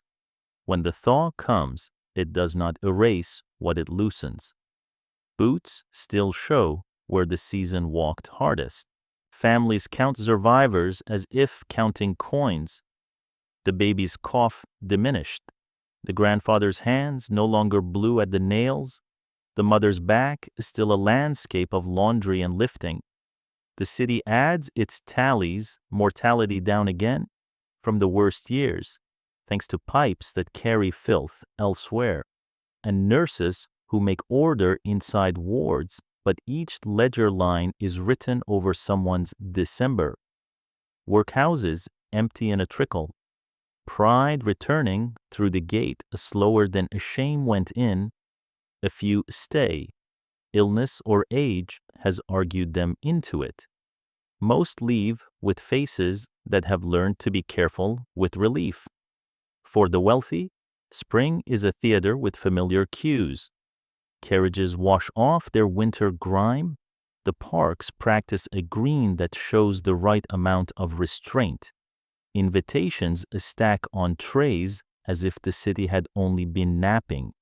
Drawing rooms trade fur for lace, piano lids open. Winter, which for them had been a backdrop, decorative frost on panes, a muffler against the fog, a good reason to order another crate of coal steps discreetly into the wings. Yet even here there are notes left on mantels. An elderly aunt who didn't quite ride out the bronchitis. A child's scarlet fever remembered in the careful way a window is cracked each morning. Sermons that turned, for a few weeks, from improving to urgent. For the poor, spring means fewer negotiations with breath. It means the luxury of leaving a fire to go out and not losing the night to the decision. Street sellers stand differently at their corners. Without the bite of wind through rags, the body wastes less energy merely staying. A costermonger can set down his barrow and feel his fingers again by the time he counts his change. Children, those walking barometers, run because they can. Their play sheds the desperate edge that winter adds to every errand. Hunger is still a conductor, but it no longer insists on fortissimo. The river changes character, and with it, the city's pulse. The Thames loosens its shoulders. Barges move without the stubborn hesitations of ice at the banks. Ferries cut wakes that look like decisions. Watermen complain about the new set of trouble spring floods. Unpredictable tides, but their voices carry relief underneath. Coal convoys come regular. Prices slip just enough to sound like mercy. In years, when the water runs clear enough to reflect a bridge without flinching, London finds itself briefly attractive to its own eye. Spring, though, is not absolution. It is an audit. The season walks the streets and shows in soft light what winter hid in hard shadow. It lays bare the bricks that wick damp into basements and the roofs that will always leak first above a crib. Reformers take their notebooks into the sun and make plans that sound like summer. Inspect this, regulate that, build housing with real ventilation, put panes where canvas pretends, and some of those plans become laws with dates and budgets. Public health boards, emboldened by statistics that winter wrote with a heavy hand, push through new sanitary bylaws. School attendance officers argue that children should learn letters, not street trades, and the Education Acts gather another few thousands in their net. Charitable committees, less flushed with Christmas feeling, but steadier with spring's resolve, convert ad hoc generosity into subscriptions that last beyond carols. The city corrects itself, in pencils at first, then ink. We keep 80% of our story and let the spring rewrite a line or two. That line includes small advances that look like trivia until they accumulate smoke abatement rules that allow a sky to show its color for an hour after rain. New iron grates over cellar steps so a child does not vanish into darkness on a fogged morning. A shelter where the benches are not meant to punish the spine. It includes the large bones, 2 sewers that remember where cholera learned to travel, hospitals that now wash what used to be blessed, unions learning the grammar of wages and hours, city fathers discovering that paved courts drain both water and despair. The winter behind them, Londoners, rich and poor, behave a little like convalescents, cautious at first, then overconfident, then sensible. Memory selects. The wealthy remember sleighs on a country estate, a Christmas table that required a map, a daughter reading by firelight with a muff too large for her wrists. The poor remember the time the landlord allowed half a sack of coal on trust, the soup kitchen that tasted less of charity than of cumin and care, the neighbor who came at midnight because a fever was frightening and boiled water until morning. Churches remember pews full to the back in the coldest weeks and resolve to make the sermon's warmth shareable. Some succeed, some return to tone. Doctors remember cases that taught them to stop bleeding a body that had no surplus. Nurses remember a ward that sang to pass an hour, and both remember names. The city, if we step back far enough to see its silhouette, remembers winter as a mirror. It showed who could throw logs at the problem and who could only throw hope. It exposed the house in Kensington where 5 fires burned and the alley in Whitechapel where 5 families shivered, but it also reflected back the reflexes that make a place worth staying in neighbors knocking. Hands steadying a stranger on black ice. A baker who double-counted loaves deliberately in the poor end of the street. Those are not institutions yet. They are instincts rehearsing themselves into custom. We could end with reforms assigned and ribbons cut. It would be tidy and untrue. Next winter will come, and the one after, and the city will again be asked to prove that progress wasn't just a summer habit, but the curve bends. Fewer children die of what posters now call preventable. Fewer old men choose the river when wages fail. Fewer mothers trade hours of sleep for ounces of gin because the cough will not stop. The difference is not dramatic in any one parlor. It is visible when you look at a map as if it were a heartbeat spikes lower. Plateaus last shorter. Streets once named for death, renamed for trees. We promise to keep the line of events, the weather, the coal, the clothing, the work, the hunger, the disease, the charity, the crime, and we have. What we add is not a moral pinned like a brooch, but a texture, the way resilience is not an anthem sung once, but a ground base under everything. The way inequality is not an argument won by rhetoric, but a measurement made stubbornly until the numbers change. The way a city is a collection of rooms that learn from one another. Drawing room, ward, schoolroom, tap room, workroom until one winter the lesson holds. Walk the streets in late March and notice the ordinary miracles. A rag and bone man jokes with a fishwife, and their breath isn't smoke when they laugh. A lamplighter, off duty, sits on a bench that is simply a bench and not a decision about whether to move to keep feeling his toes. A boy in boots that fit kicks a ball of rags and does not cough afterward. In a hospital, a matron closes a ledger and realizes that this season she wrote fewer names in the last column. In a mansion, a child presses her nose to the glass to watch crocuses like small certainties. If you ask London what winter taught it, it will not answer in speeches. It will show you a sewer cover stamped with a date, a public tap that never runs dry, a schoolyard where a bell rings at 9 and not for funerals, a workhouse infirmary with sheets that are clean more often than not, a music hall where laughter still counts as heat. It will show you, in a museum case someday, a bottle of patent syrup next to a vaccination card, and the label between them will read less like accusation than like evolution. Lovely, not a coastline. You might write to yourself, because this has been weather and weathered, not a map of sin. The bell does not ring twice. Attendance, sufficient.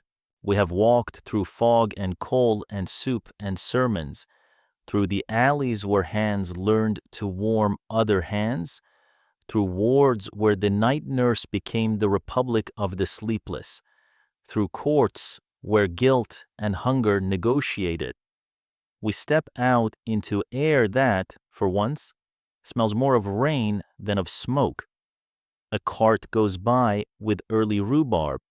A woman leans on a windowsill and lets the light touch her cheekbones as if they were new. Your job, which began with noticing, ends with it too. Look at the city that survived itself again, and at the people who, in surviving, quietly changed it. Now turn off the lamp. Fold the map along its friendly crease. Lay 2 fingers on the sill not to push, only to promise and let the wood forget you. Tomorrow will not ask for heroics, only for the unglamorous fidelity of keeping the fire small and steady, of opening a window when the air allows, of claiming, in the ledger of days, one more line that reads present, counted, permitted to rest.